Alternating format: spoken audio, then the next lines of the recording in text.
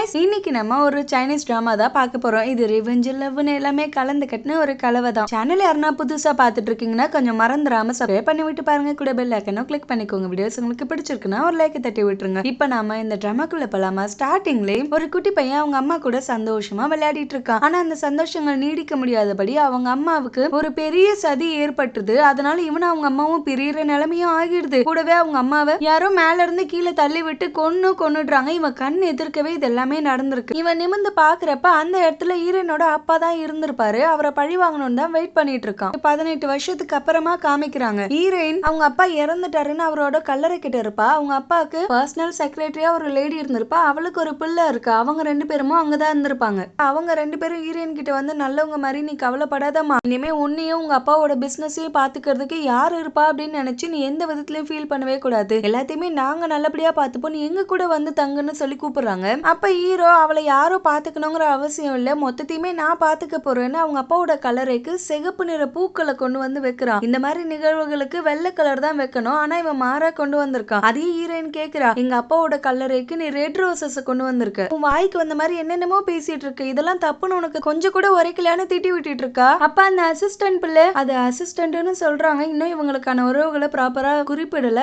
போக போகதான் நம்மளுக்கு தெரியும். நம்ம இப்போதைக்கு அசிஸ்டன்ட் ஃபிக்ஸ் பண்ணிப்போம். அவங்க பிள்ளையோ இவன் நம்ம எல்லாத்தையும் எழுதி வாங்கினது என்னன்னு கேளுங்கன்னதும் உனக்கு கொஞ்சம் கூட மனசாட்சியே இல்லையா, அவரை ஏதோ ஒரு விஷயத்துல நீயே வாண்டடா சிக்க வச்சு அதை வச்சு பிளாக்மெயில் பண்ணி எப்படியோ ஒட்டுமொத்த ஷேர்ஸையும் எழுதி வாங்கிட்ட, உன்னை எதுவுமே பண்ண முடியலங்கிற கோவத்துல அந்த மனுஷன் உயிரே போயிடுச்சு. இப்ப இங்க வந்து என்னென்னமோ பெனாத்திட்டு கிடக்குன்னு கேட்க ஹீரோ, நீங்க வைக்கிறது ரொம்ப பெரிய குற்றச்சாட்டு, நான் அதுக்கு எதிராக கேஸ் போட்டேன்னா நீங்க தான் தண்டனை அனுபவிக்க வேண்டியது வரும், அதனால பேசும்போது பார்த்து பேசுங்க. அவர் என்கிட்ட கடன் வாங்கியிருந்தாரு, அந்த கடனை அடக்க வக்கு இல்லைங்கிற காரணத்தினால மொத்தமா எனக்கு எழுதி கொடுத்திருக்காரு, அவ்வளவு பெரிய ஆளை மிரட்டி அதெல்லாம் எழுதி வாங்கணுங்கிற அவசியம் எனக்கு ஏற்படாதுப்பா. இங்க இருக்க போர்ட் ஆஃப் மெம்பர்ஸ் கிட்டயும் கேளுங்க, உங்களுக்கு டவுட் இருந்துச்சுன்னா. சும்மா உங்க இஷ்டத்துக்கு பேசாதீங்கன்னு சொல்லும் போதே ஈரன் அந்த பூங்கொத்தை எடுத்து அவனை போட்டு பயங்கரமா அடிச்சுக்கிட்டு இருக்கா. ஹீரோ அதை பிடிச்சு தடுத்துட்டு, என்ன ஓவரா ஆடிட்டு இருக்க, இப்ப நீ எதெல்லாம் உனக்கு சொந்தம் நினைச்சிட்டு இருக்கு, எதுவுமே உனக்கு சொந்தம் இல்ல. அந்த கம்பெனி ஆகட்டும் உன்னோட வீடாகட்டும் எல்லாமே எனக்கு சொந்தமாயிடுச்சு. ஏன் ஃபர்ஸ்ட் நீயே உனக்கு சொந்தம் கிடையாது, நீயுமே அந்த லிஸ்ட்ல இருக்க, உன்னாலுமே எதுவுமே பண்ண முடியாதுமா. நான் தான் அந்த கம்பெனியோட புது சேர்மன், இதுக்கப்புறம் இந்த ஆளோட கல்லறை கிட்டயுமே யாருமே இருக்க கூடாது, இப்படி இருந்தீங்கன்னா அவங்களும் என்னோட எனிமி லிஸ்ட்ல சேர வேண்டியது வரும்னு சொல்லிட்டு அங்கிருந்து கிளம்பிட்டான். ஈரன் இப்ப இருக்க அந்த வீட்டுக்கிட்ட வந்து பாக்குறான். அந்த வீடு தான் இவங்க அம்மா கூட இவன் சந்தோஷமா வாழ்ந்த ஒரு இடம். உங்க அம்மாவை ஏமாத்தி அந்த சொத்து பத்துக்களை பறிச்சது இல்லாம அவங்கள மென்டல் ஹாஸ்பிட்டலுக்கும் அனுப்பி வச்சிருக்கானுங்க. அதெல்லாம் யோசிச்சு பார்த்துட்டே வந்த ஹீரோ இப்ப ஹீரோயினா அந்த வீட்டை விட்டு வெளில தள்ளி கதவை சாத்திட்டான். இவ கத்துறா, என்னோட வீட்டை எதுக்குடா என்கிட்ட இருந்து புடுங்கிட்டு இருக்கீங்க, உங்களுக்கு இறக்கமே இல்லையானா. அவன், இது ஏன் வீடு, நான் இழந்ததை தான் ரிட்டர்ன் எடுத்துட்டு இருக்கேன், அது உங்க அப்பன் செஞ்சதுல ஒரு பகுதி கூட நான் இன்னும் செய்ய ஆரம்பிக்கல, அதுக்குள்ள நீங்க எல்லாரும் கதறிட்டு இருக்கீங்க, அவர் எனக்கு செஞ்ச மொத்தத்தையும் ரிட்டர்ன் செய்யற வரைக்கும் காத்துருங்க, இது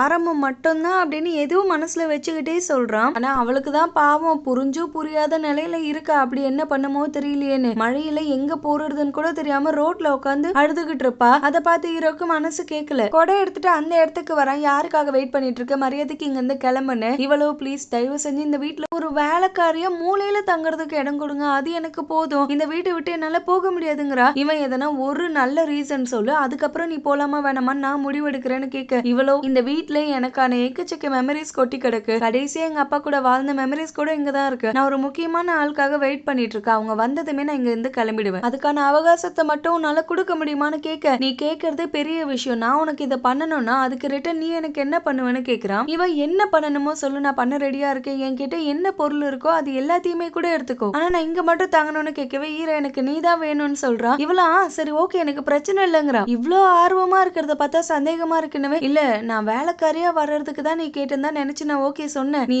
நினைக்கிற மாதிரி வேற எதுவும் இல்ல, எனக்குன்னு சில கோட்பாடுகள் இருக்கு, அதுபடிதான் நம்ம நடந்துக்கணும்னு சொல்லிட்டு இருக்கும்போது இவன் பாட்டு அங்கிருந்து தூக்கிட்டு வீட்டுக்கு போயிட்டான். ஆனா ஹீரோனை கூட்டிட்டு வர்றதுக்கு ஒரு லேடி இவனை போட்டு பயங்கரமா அடி வெளுத்து வாங்கிட்டு இருக்கு. இவன் மேடம்னு தான் கூப்பிடுறான். அவங்க மேடமா இல்ல சித்தியாங்கிறது போக போகதான் தெரியும். அதுக்குள்ள எப்படி நீ எல்லாத்தையும் மறந்த, உன் குடும்பமே அழிய காரணமா இருந்த ஒருத்தனோட பொண்ணையே இந்த இடத்துக்கு கூட்டு வந்திருக்க, இந்த வீடு உன்னோருது, அந்த கம்பெனி உன்னோருது, எல்லாமே உனக்கு சொந்தமானது தானே, அதை மட்டும் தானே ரிட்டர்ன் எடுத்திருக்கணும், அவளை எதுக்கு இங்க கூட்டிட்டு வந்தேன்னு கேட்க, இவனோ எனக்கு எதுவுமே மறக்கல, என் வாழ்க்கை எப்படி கெட்டு சின்ன பின்னமா ஆச்சோ அதே மாதிரி அவ வாழ்க்கையும் ஆகணும் அப்படிங்கறதுக்காக தான் நான் கூட்டிட்டு வந்திருக்கேன், அவங்க அப்பா பண்ண பாவம் எல்லாத்துக்குமான தண்டனையை அவ அனுபவிப்பா, என்ன நம்புங்க, நான் எந்த ஒரு தப்பான எண்ணத்திலயும் கூட்டிட்டு வரலன்னு சொல்றான். அந்த வீட்டுல இருக்க எல்லா திங்ஸையுமே தூக்கி வெளியில போடுறதுக்கு உத்தரவு கொடுத்துட்டா. இவளோ இந்த பாக்ஸ்ல இருக்க அத்தனை பொருளுமே எனக்கான கடைசி மெமரி, இதை கூட வெளியில போடுறதுக்கு உனக்கு யார் ரைட்ஸ் கொடுத்தா, இதை வச்சுக்கிறதுக்கு எடுக்கிறதுக்கு எனக்கு உரிமை இருக்குல்லன்னு கேட்க, ஆமா இந்த குப்பையெல்லாம் வச்சுக்கிட்டு நாங்க என்ன பண்ண போறோம்னு அதை ஸ்விம்மிங் பூல்ல தூக்கி போட்டான். அதை எடுக்க முற்படுறேன்னு இவ உள்ள விழ கூடவே அவனையும் பிடிச்சு இழுத்து உள்ள தள்ளி விட்டா. ஆனா விழுந்தவன் அடங்காம இவங்க அப்பாவை பத்தி தப்பு தப்பா பேசவே இவ போட்டு அவனை அடிக்க, என்னையே அடிச்சிட்டல உன்னை சும்மா விட மாட்டேன்னு அவளை கிஸ் பண்ணிடுறா. மறுபடியும் அடிக்கிற, மறுபடியும் கிஸ் பண்றா. பண்ணு, நீ எவ்வளவு அடிக்கிறியோ அவ்வளவுக்கு நீ தான் ரிட்டர்ன், இப்படிதான் உன்னை பழி வாங்க முடியும். உன் இஷ்டத்துக்கு வா, என்ன பண்ணுமோ பண்ணுனதா அவ பயந்துகிட்டு அங்க இருந்து தெரிச்சு ஓடிட்டா. அவங்க அப்பாவோட அசிஸ்டன்ட்டோ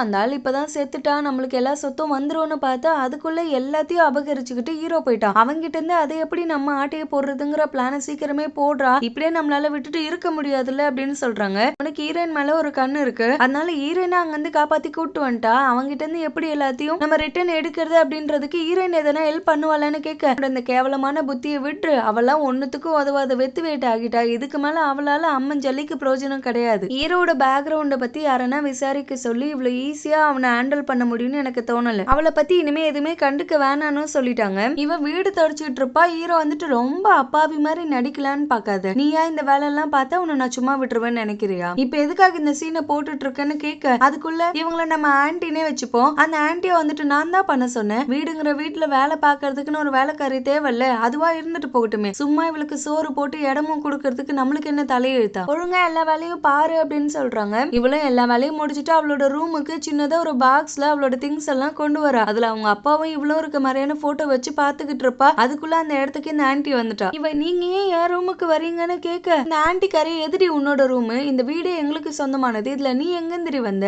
ஏதோ பாவம் பார்த்து தங்க விட்டா, உன் இஷ்டத்துக்கு என்னென்னமோ பண்ணிட்டு இருக்குன்னு அந்த பாக்ஸ்ல இருக்க அவங்க அப்பா போட்டோ எடுத்து இந்த ஆளோட போட்டோ இந்த இடத்துல இருக்கவே கூடாதுன்னு சொல்லி கிழிக்கிறாங்க. இவளும் தடுக்க முற்பட்டா பிடிச்சு தள்ளி விட்டு அவ கையிலேயே அடிபட்டுருச்சு. அப்படியும் விடாம மல்லு கட்டிட்டே இருப்பா. ஹீரோ வந்துட்டு ஏதோ பாவம் பார்த்து வீட்டுல இருக்க இடம் கொடுத்தா நீ என்ன பண்ணிட்டு இருக்கன்னு கேட்க, இவளோ நீங்க பாவம் பார்த்து தான் இடம் கொடுத்தீங்க, அதுக்குதான் நானும் இந்த வீட்டுல இருக்க சின்ன சின்ன வேலையை கூட பாத்துட்டு இருக்கேன், என்னையே நான் அடமான வச்சுதான் இங்க இருக்கேன், ஆனா அதுக்காக என்னோட திங்ஸ் எல்லாம் மட்டும் தயவு செஞ்சு கை வைக்க வேணான்னு சொல்லுங்க, இதெல்லாம் எனக்கு உண்மையாவே ரொம்ப முக்கியமானதுன்னு காமிக்கிறா. அவ கையில காயம் ஏற்பட்டிருக்கு, அதையும் இவன் நோட் பண்றான். இந்த ஆன்டி எமகாதகி தான் இந்த வேலையை பார்த்திருப்பான்னு அவனுக்கு தெரியும். இருந்தாலும் அந்த ஆன்டிய பகைச்சிட்டு இவனால எதுவுமே பேச முடியாது. இங்க இருக்கணும்னா நீ பாட்டு நாங்க சொல்ற பேச்சு கேட்டு ஒழுங்கா இருக்க முடிஞ்சா இரு, இல்லன்னா கிளம்பி போயிட்டே இருக்கலாம், எந்த பிரச்சனையும் இல்லைன்னு சொல்லி அந்த ஆன்டி அங்கிருந்து வெளில கூட்டிட்டு போயிட்டான். இவ அவங்க அப்பாவோட பிச்சு போட்ட போட்டோ வச்சு பார்த்து அழுதுட்டு இருக்கா. அந்த ஆன்டி ஒரு ஸ்டோரேஜ் ரூம்குள்ள போறாங்க. அந்த ரூம்குள்ள போய் ஏதோ ஒரு பிளாஷ்பேக்க சொல்றாங்க. ஹீரோட அப்பாக்கு இவங்க அம்மா உயிரோடு இருக்கும் போதே இன்னொரு லேடி கூட தப்பான உறவு ஏற்பட்டிருக்கு, அவங்களுக்கு ஒரு பையன் இருக்கான். ஒரு கட்டத்துல அவங்கள இந்த வீட்டுக்கே கூட்டிட்டு வந்திருக்காங்க. கூட்டிட்டு வந்ததும் இல்லாம அந்த லேடி சரியான சைக்கோ போல, அவங்க அம்மாவை சின்ன சின்ன விஷயத்துக்கெல்லாம் சாக்கு போக்கு வச்சு எப்படியோ பிளான் பண்ணி பைத்தியக்கார ஹாஸ்பிட்டல்லையும் சேர்த்து வைக்கிற அளவுக்கு கொண்டு போயிட்டா. அதுக்கப்புறம் இந்த சொத்துக்கு இருக்க வாரிசு ஹீரோ மட்டும் தானே, அவனையும் இருட்டான அந்த ஸ்டோரேஜ் ரூம்குள்ள பூட்டி வச்சு அவ்வளவு டார்ச்சர் பண்ணிருக்கா. சாப்பாடு கூட கொடுக்க மாட்டா. அந்த ரூம்ல அவன் கத்துற சத்தம் மட்டும் தான் கேட்கும். அவன் கத்தி கத்தி ஒரு கட்டத்துல அவனுக்கான பயமே விட்டு போச்சு. அதுக்கப்புறமா தான் இவங்க எல்லாம் பழி வாங்கணும் அப்படிங்கிற வெறியா அவனுக்குள்ள வந்திருக்கு. அந்த விஷயத்த கண்டிப்பா உன் புள்ள உனக்காக பழி வாங்கி நிறைவேற்றுவான், ஒருத்தரையுமே சும்மா விட மாட்டான், நீ கவலைப்படாதன்னு ஹீரோட அம்மா கிட்ட பேசுற மாதிரி பேசிட்டு இருக்காங்க.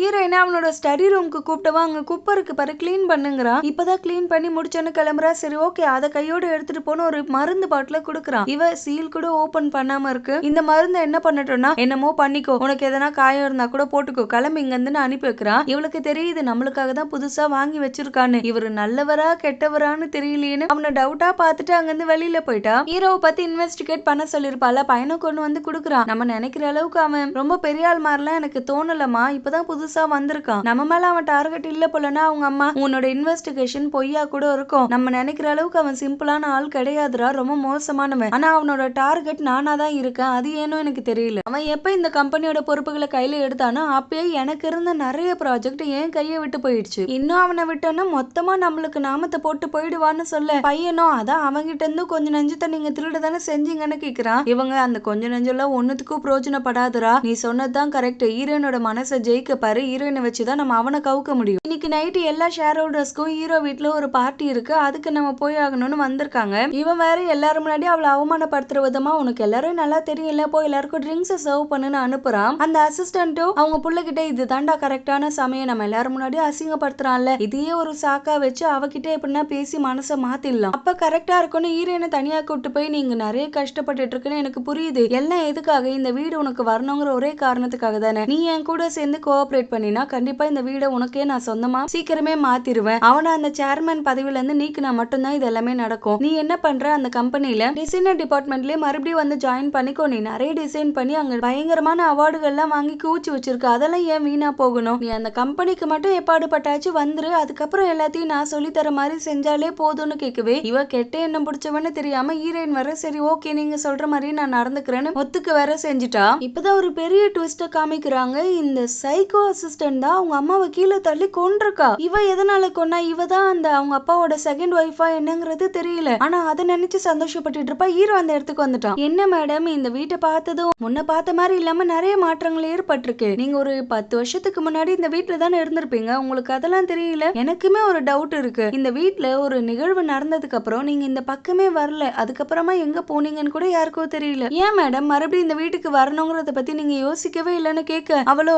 இல்லப்பா இது ஒரு தரித்திரம் பிடிச்ச வீடு, இந்த மாதிரி கெட்ட சகுனம் உள்ள ஒரு வீட்டுக்கு யார் வரணும்னு நினைப்பா, நீ ஏதோ தப்பா புரிஞ்சுக்கிட்டு என்னென்னமோ பேசிட்டு இருக்கன்னு நினைக்கிறேன்னு சொல்லிட்டு அங்க இருந்து எஸ்கேப் ஆகிட்டா. இவ புள்ள வேற ஹீரோனை சமாதானப்படுத்துறங்கிற பேர்ல மேல எல்லாம் கை போட்டு பேசிட்டு இருப்பா. ஹீரோனுக்குமே பிடிக்கல, கடமைக்குன்னு பேசிட்டு இருப்பா. ஹீரோ வந்து பிடிச்சு தள்ளி என்னப்பா என்னோட சர்வெண்ட்டுக்கு வேலை நேரம், வேலையை கெடுக்கிற விதமா நீ பாட்டு வந்து என்னென்னமோ பேசிட்டு இருக்க, நீ வாடி உள்ள போலான்னு இவளை உள்ள இழுத்துட்டு வந்து கையை பிடிச்சு வச்சுட்டு அவன் உன்னை என்ன பண்ணிட்டு இருக்கான், நீ தெரிஞ்சேதான் இதுக்கெல்லாம் ஒத்துழைக்கிறியா இல்லன்னா தெரியாத மாதிரி நடிச்சிட்டு இருக்கியான்னு கேட்க இவ உன்னோட வக்ர புத்தி எல்லாம் மத்தவங்க மேல திணிக்காத, நீ தான் அந்த மாதிரி இருப்பா அவங்க கிடையாதுன்னது கோவத்துல 2 கையும் பிடிச்சுக்கிட்டான். சொல்ல வர்றதே உனக்கு ஏன் புரிய மாட்டுது? ஒன்ஸ் அப்பான டைம் நீ வேணா ஒரு நல்ல வசதியான வீட்டு பொண்ணா இருந்திருக்கலாம், அதனால உன் மேல அவனுக்கு ஒரு தனித்துவமான மரியாதை இருந்திருக்கும், உன் கிட்ட கூட நெருங்கி இருக்க மாட்டான். ஆனா இப்போதைக்கு உன் கிட்ட இருக்க அழகு தவிர வேற எதுவுமே அவன் கண்ணுக்கு தெரியாது, அதை அடையணும்னு மட்டும்தான் அவன் முயற்சி பண்ணுவான். அதனாலதான் உன் மேல கை வச்சுலாம் பேச ஆரம்பிக்கிறான்னதும் இவ அப்ப நீ மட்டும் என்ன, நீ பண்றதை விடவா அவன் என்ன அவமானப்படுத்த போறான், இது எல்லாத்துக்கும் உனக்கு தான் நான் நன்றி கடன் பட்டிருக்கான்னு பிடிச்சு தள்ளி விடுறா. அவனும் நான் கூட ஏதோ பாவம் பார்க்கணும்னு நினைச்சா, ஆனா இது எல்லாத்துக்குமே நீ தகுதியானவ தான், இப்பயும் என்னோட சர்வன்ட் தான், அதனால எல்லாம் மீறாம அடக்கொடுக்கமா இருக்க பாருன்னு சொல்லிட்டு அங்கிருந்து கிளம்பிட்டான். இந்த அசிஸ்டண்டா அவங்க பிள்ளையும் பிளான் போட்டுட்டு இருக்கிறத இந்த நானி நின்னு பார்த்துட்டு தான் இருக்காங்க. அவங்களுக்கு இவளை பார்க்கும்போது இப்பயே இவளை கொல்லணுங்கிற அளவுக்கு கோவம் வருது. ஆனா அவங்க உண்மையவே சொல்றாங்க, இவ தான் ஹீரோட அம்மா மரணத்துக்கே காரணமானவ, அதுக்காக இவங்களும் எவ்வளவு ப்ரூஃப் எல்லாம் கலெக்ட் பண்ணிட்டு போய் போலீஸ்ல கொடுத்துருக்காங்க. ஆனா எல்லாரையுமே விலைக்கு வாங்கி எந்த கேஸ்லயுமே சிக்காம எஸ்கேப்பும் ஆகிட்டு இருக்கா. ஆனா இந்த வாட்டி உன்னை விட மாட்டேன், உனக்கான மரணம் கண்டிப்பா இதே வீட்டுல தான் நடக்கும் அப்படின்னு சபதம் எடுத்துட்டு இருக்காங்க. இந்த அசிஸ்டன்ட் அவங்க புள்ள கிட்ட சீக்கிரமே ஹீரோயினை வர வைக்கணும்னு பேச்சு கொடுக்க அவனும் அம்மா அவளை வர வைக்கிறது கரெக்டான ஐடியாவா இருக்குன்னு உங்களுக்கு தோணுதா, அது நம்மளுக்கே ரிஸ்க் ஆகிடாதான்னு கேட்க கண்டிப்பா ரிஸ்க் ஆகாதுரா, ஏன்னா இப்ப வரைக்கும் அந்த குடும்பத்தை சேர்ந்தவங்க தான் இந்த கம்பெனில இருக்கணும் அப்படின்னு நிறைய பேருக்கு அதுல விருப்பம் இருக்கு. முக்கியமான போர்ட் ஆஃப் மெம்பர்ஸ்ல ஒருத்தர் இருக்காரு, அந்த மனுஷனுக்கு என்ன கண்டாலே ஆக மாட்டுது. நாளை பின்ன எலெக்ஷன் வச்சாங்க அப்படின்னா ஹீரோயினோட தயவுதாச்சுன்னு இருந்துச்சுன்னா நம்மளுக்கு எல்லாருமே ஓட்டு போடுவாங்க, இல்லன்னா ஒரேடியா நம்ம எல்லாருமே பகச்சுக்கிற மாதிரி ஆகும். அதுக்காக தான் அந்த கம்பெனிக்கு எப்படின்னா நான் அவளை வர வைக்க முயற்சி பண்ணிட்டு இருக்கேன்னு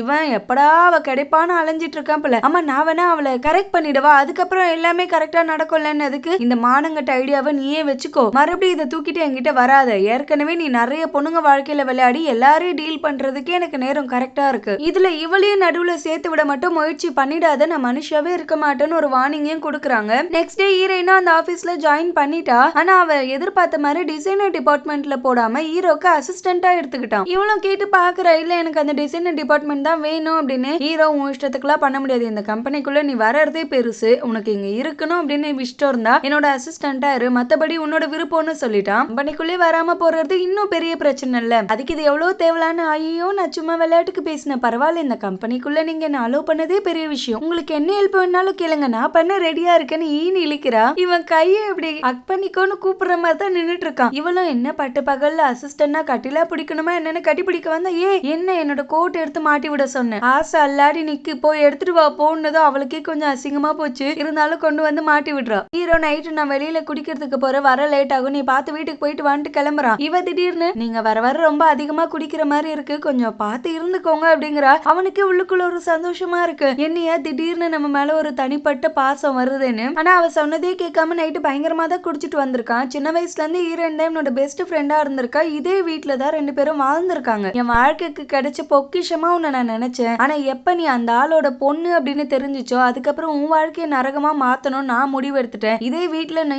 சந்தோஷமா ஒரு மொழியில வாழ்ந்துட்டு இருந்தப்ப நான் இன்னொரு பக்கம் நரகத்தை அனுபவிச்சுட்டு இருந்தேன், இப்ப அதை உனக்கு கொடுக்கலன்னா எப்படி, ஒரு நிமிஷம் கூட என்ன எங்க அம்மாவை பத்தி யோசிக்காத உன்னை பத்தி நான் ஏன் யோசிக்கணும்னு அவனுக்குள்ள அந்த வெறுப்பு மட்டும் இப்போதைக்கு இருக்கதா செய்யுது. போதையில இவளோட ரூம்ல வந்து படுத்து கிடக்கான். இவ வெளியில போயிட்டு வந்து பாக்குறா, நீ எதுக்குடா இங்க இருக்க, ஃபர்ஸ்ட் வெளியில போங்கறா. இவனா இது என் ரூம், நீ தான் என் ரூம்குள்ள வந்திருக்க, மரியாதைக்கு வெளில போனா சுத்தி பாருன்னு சொன்னதுக்கு அப்புறமா தான் பாக்குறான். இவனும் ஃபர்ஸ்ட் அந்த ரூம்ல ரூம்ல தான் தங்கியிருப்பான் போல. என் பழக்க தோஷத்துல வந்துட்டேன்னு நினைக்கிறேன், நான் கிளம்புறேன்னு எழுந்திருப்பான். இவளோட போன் அங்க விழுந்து கிடக்கும். அதுல ஒரு மெசேஜ் வந்திருக்கும். அந்த சத்தத்தை பார்த்ததுமே அந்த போனை எடுத்து யார் அனுப்பிச்சிருக்கான்னு செக் பண்ணா இவ அந்த அசிஸ்டன்ட் புள்ளக்காரன் இருக்கான்ல அவனுக்கு மெசேஜ் அனுப்பிச்சிருக்கா. என்னால முடிஞ்ச அளவுக்கான இன்ஃபர்மேஷனை நான் அவங்கிட்ட இருந்து கறந்து கொண்டு வந்து கொடுக்குறேன், சீக்கிரமே கொஞ்சம் வெயிட் பண்ணுங்கன்னு. அதை பார்த்ததுமே ஹீரோக்கு இன்னும் கோவம் அதிகமாகிட்டு, அப்ப இத்தனை நாள் நான் உனக்கு கரிசனை பார்த்து இந்த வீட்டுக்குள்ள உட்கார வச்சிருந்தா நீ என்னன்னா இப்ப கூட அந்த குடும்பத்துக்கு தான் ஹெல்ப் பண்ணணும்னு முடிவு எடுத்திருக்கல. நான் எப்பேற்பட்ட தனிமையும் கஷ்டத்தையும் அனுபவிச்சேன்னா அதை உனக்கு கொடுத்தா மட்டும்தான் என்னோட வலி வேதனை உனக்கு புரியும் நினைக்கிறேன்னு இவன் ஒரு டார்க் ரூம்ல போட்டு அடிச்சு வச்சிருந்தால அந்த அசிஸ்டன்ட் அதே ரூம்ல கொண்டு வந்து ஹீரோயினை போட்டு அடிச்சுட்டான். என்னதான் அவளை அடிச்சு வச்சாலும் அங்கிருந்து போகாம அவளுக்கு துணையா வெளியிலே உட்காந்துட்டான். சின்ன வயசுல அந்த அசிஸ்டன்ட் அவ்வளோ பாடுபடுத்திருக்கு இந்த புள்ளைய போட்டு அந்த அடி அடிச்சது இல்லாம இந்த இடத்துலதான் அவனை போட்டு அடைச்சும் வச்சிருப்பா. எப்பவுமே அந்த கத்திருப்பா, எனக்கு இருட்டுனா பயம், தயவு செஞ்சு கதவை திறங்கன்னு. அதே மாதிரிதான் ஹீரோயினும் ஒரு புறம் கத்திட்டு இருக்க. ஹீரோ அதெல்லாம் யோசிச்சு பார்த்து அழுதுட்டே இருக்கான். அவனோட எனர்ஜி மொத்தமும் கரையிற அளவுக்கு அந்த குழந்தை அங்க கதறி இருக்கும். கதவு தட்ட கூட ஸ்ட்ரென்த் இல்லாம அப்படியே ஒரு கட்டத்துல விட்டுருக்கும். இதுதான் நம்ம விதி, நம்ம அக்செப்ட் பண்ணிதான் ஆகணும்னு. இவளும் இப்ப அதே மாதிரி இதுதான் விதின்னு அக்செப்டும் பண்ணிக்கிட்டா. சின்ன வயசுல அவனை டார்ச்சர் பண்றப்பெல்லாம் ஹீரோயின் தான் வந்து அந்த ரூம்ல டார்ச் கொண்டு வந்து அவனை காப்பாத்திருப்பா. அதை யோசிச்சு பார்த்த ஹீரோ, அப்ப எனக்காக நீ சப்போர்ட்டா நின்னியே, இப்ப நிக்கலன்னா என்ன அர்த்தம்? இப்ப யார் யாருக்கோ துணை நிக்கிற, என்கிட்ட ஒரு வார்த்தை நீ பேசுறது கூட முற்படலையே அப்படின்னு சொல்லி ஃபீல் பண்ணிட்டு இருக்கான். ஹீரோயினும் அந்த சின்ன வயசு மெமரிஸை யோசிச்சு தான் அவளும் கவலைப்பட்டு இருக்கா. அவ எப்படி டார்ச் கொண்டு வந்தாலும் அதே மாதிரி இவனும் டார்ச் கொண்டு வந்து அவளை அங்கிருந்து காப்பாத்துறான். மனசு கேட்காம அவளை அங்கிருந்து தூக்கிட்டே வந்து ரூம்லயே விட்டுட்டான். அவ அழுகிறத இவனால தாங்க முடியல. அதனால அவளை சமாதானப்படுத்தலான்னு வருவான். அவ பயப்படுறத புரிஞ்சுக்கிட்டு அங்கிருந்து வெளியில வந்துருவான். ஆனா இந்த விஷயத்தெல்லாம் ஆன்டி நோட் பண்ணிருச்சு. இவனை கூட்டு போயிட்டு, ஏன்டா நீ உங்க அம்மாக்காக பழி வாங்குறதுக்கு தடையா அவ இருக்கான்னு எனக்கு தோணுது, நான் வேணா அவளை இந்த வீட்டுல இருந்து துரத்தி விட்டுறேன், அப்ப எந்த தடங்களும் இல்லாம நம்மளோட ரிவெஞ்சில நம்ம பக்காவா போயிட்டு இருக்கலாம்ல அப்படின்னு கேட்க, இவனோ இல்ல அது வேணான்னு நினைக்கிறேங்கிறான். ஆன்டி டவுட்டா பார்த்ததும், இல்ல நான் அப்படி சொல்ல வரல, ஏன்னா அவளால நம்மளுக்கு இன்னும் நிறைய யூஸ்ஃபுல்லான விஷயம் நடக்கிறது கூட வாய்ப்பு இருக்கு, அதுக்குள்ள எதுக்கு அவளை துரத்திக்கிட்டு இருந்தா நான் சொல்ல வரேன் அப்படின்னு சொல்லுவான். அதுக்கு அவங்களும், இல்லப்பா எனக்கு என்னமோ அவளை அந்த சிலுக்கு தான் அனுப்பி வச்சிருப்பான்னு தோணுது, உன் கூடவே ஓட்டிட்டு உன்னோட ஒவ்வொரு அசைவுகளையும் அங்க தகவல் தெரிவிக்கிறா, அதனால நம்மளுக்கு எதனா பேக் ஃபயர் ஆக போகுதோங்கிற பயத்துல தான் நான் சொல்லிட்டு இருக்கேன். இதே உனக்கு புரிய மாட்டுதானே? இவன் சத்தியம் பண்ணி சொல்றான், அவளால நம்மளுக்கு எந்த பிரச்சனையும் வராது, கவலையே படாதீங்க, இப்ப அந்த கம்பெனில ஒரு எலெக்ஷன் நடக்க போகுது, அடுத்த சேர்மன் யாருங்கிறத தேர்வு செய்யறதுக்கு. அந்த எலெக்ஷன்ல எப்படின்னா நான் வின் பண்ணிட்டு எங்க அம்மாவோட கம்பெனியை அவங்களுக்கே சொந்தமா மறுபடியும் நான் மாத்தணும், அவங்க அனுபவிச்ச கஷ்டங்களை எல்லாத்தையும் அதை கொடுத்தவங்களுக்கு 10 மடங்கா ரிட்டர்ன் கொடுக்கணும், இது மட்டும்தான் என் நினைவுல இருக்கு, வேற எதுவுமே என் மனசுல கூட கிடையாது, என்ன நம்புங்கன்னு சொல்லவே ஆன்டியும் சரி ஓகேன்னு விட்டுருச்சு.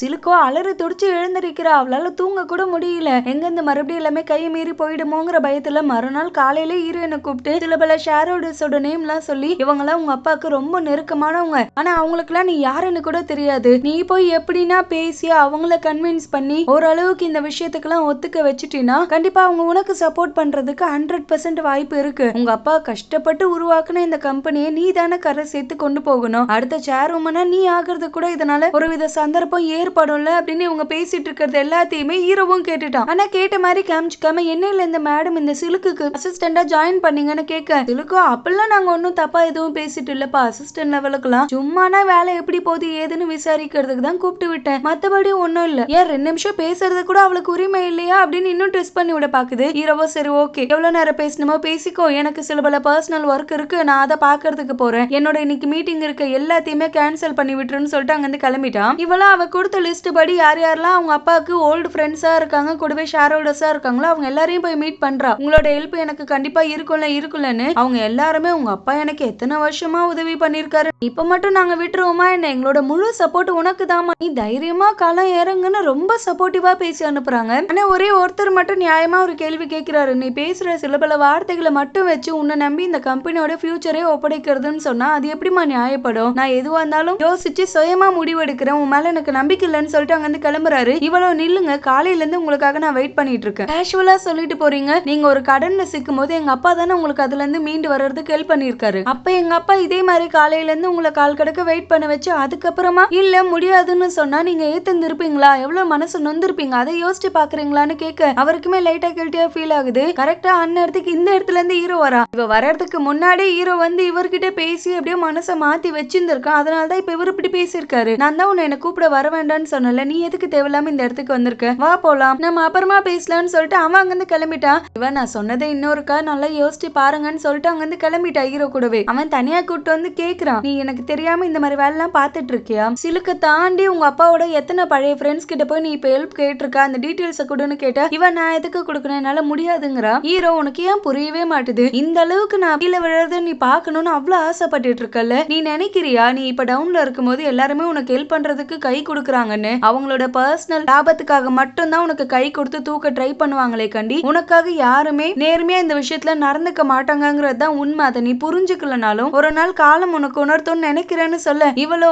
எல்லாரும் உன்ன மாதிரியே இருக்க மாட்டாங்கிறத நீ ஏன் புரிஞ்சுக்க மாட்டேற, நான் எல்லார்கிட்டயும் லாயலா தான் இருக்கு, அதனால அவங்களும் என்கிட்ட அப்படிதான் இருப்பாங்க அப்படின்னு ஒரு மடத்தனமான நம்பிக்கையை வச்சிருக்கா. ஹீரோவும் அதுதான் சொல்றான், நீ ஒரு முட்டாளுங்கிறத நிரூபிச்சுட்டே இருன்னு சொல்லிட்டு அங்கிருந்து கிளம்பிட்டான். எல்லாரும் எதிர்பார்த்தா அந்த எலெக்ஷனும் ஸ்டார்ட் ஆகிட்டு யார் யார்கிட்ட எல்லாம் பேசி நம்பிக்கையா இவங்க நம்மளுக்கு ஓட்டு போடுவாங்க அப்படின்னு சிலுக்கு வெயிட் பண்ணிட்டு இருந்துச்சோ அவங்க எல்லாருமே ஹீரோக்காகன்னு கை தூக்கிட்டாங்க. இதை ஹீரோயினே எதிர்பார்க்கல. அவ்வளோ தூரம் போய் எல்லார்கிட்டயும் பேசிட்டு வந்துமே ஒருத்தருமே ஹீரோயினுமே ஒரு ஆளா மதிக்கல. எல்லாருமே ஹீரோக்கே ஓட்டு போட்டதுனால இப்ப ஹீரோ தான் அந்த கம்பெனிக்கு சேர்மனாவும் ஆகிட்டான். ஹீரோயினுக்கு மனசு கேட்கல. எல்லாரும் அங்கிருந்து கிளம்பும் போது கூப்பிட்டு கேக்குறா, நீங்க எனக்கு சத்தியம்லாம் பண்ணீங்களே எங்க அப்பா கம்பெனி எனக்கு வாங்கி கொடுப்பேன்னு, இப்ப இங்க மாத்தி பேசினா என்ன அர்த்தம்னா நான் உனக்கு அப்படிலாம் எந்த சத்தியமும் பண்ணலாமா, நீ ஏதோ தப்பா புரிஞ்சிட்டு இருக்கன்னு அங்கிருந்து ஓடுறாரு. ஆனா யார் இவ்வளவு சந்தேகப்பட்டு கேள்வி எழுப்பினாரோ அந்த மனுஷன் இவளுக்காக ஹீரோக்கு ஓட்டு போடாம தான் இருந்தாரு. நானும் ட்ரை பண்ணமா என்னால முடியல என்ன மன்னிச்சிருன்னு சொல்லிட்டு அங்கிருந்து கிளம்பிட்டாரு. ஹீரோயின் நீ ஜெயிச்சிட்டல, நீ சொன்ன மாதிரியே எல்லாரும் அவங்களோட சொந்த சுயலாபத்தை மட்டும்தான் யோசிச்சிருக்காங்கல்ல அப்படின்னா ஹீரோ நீ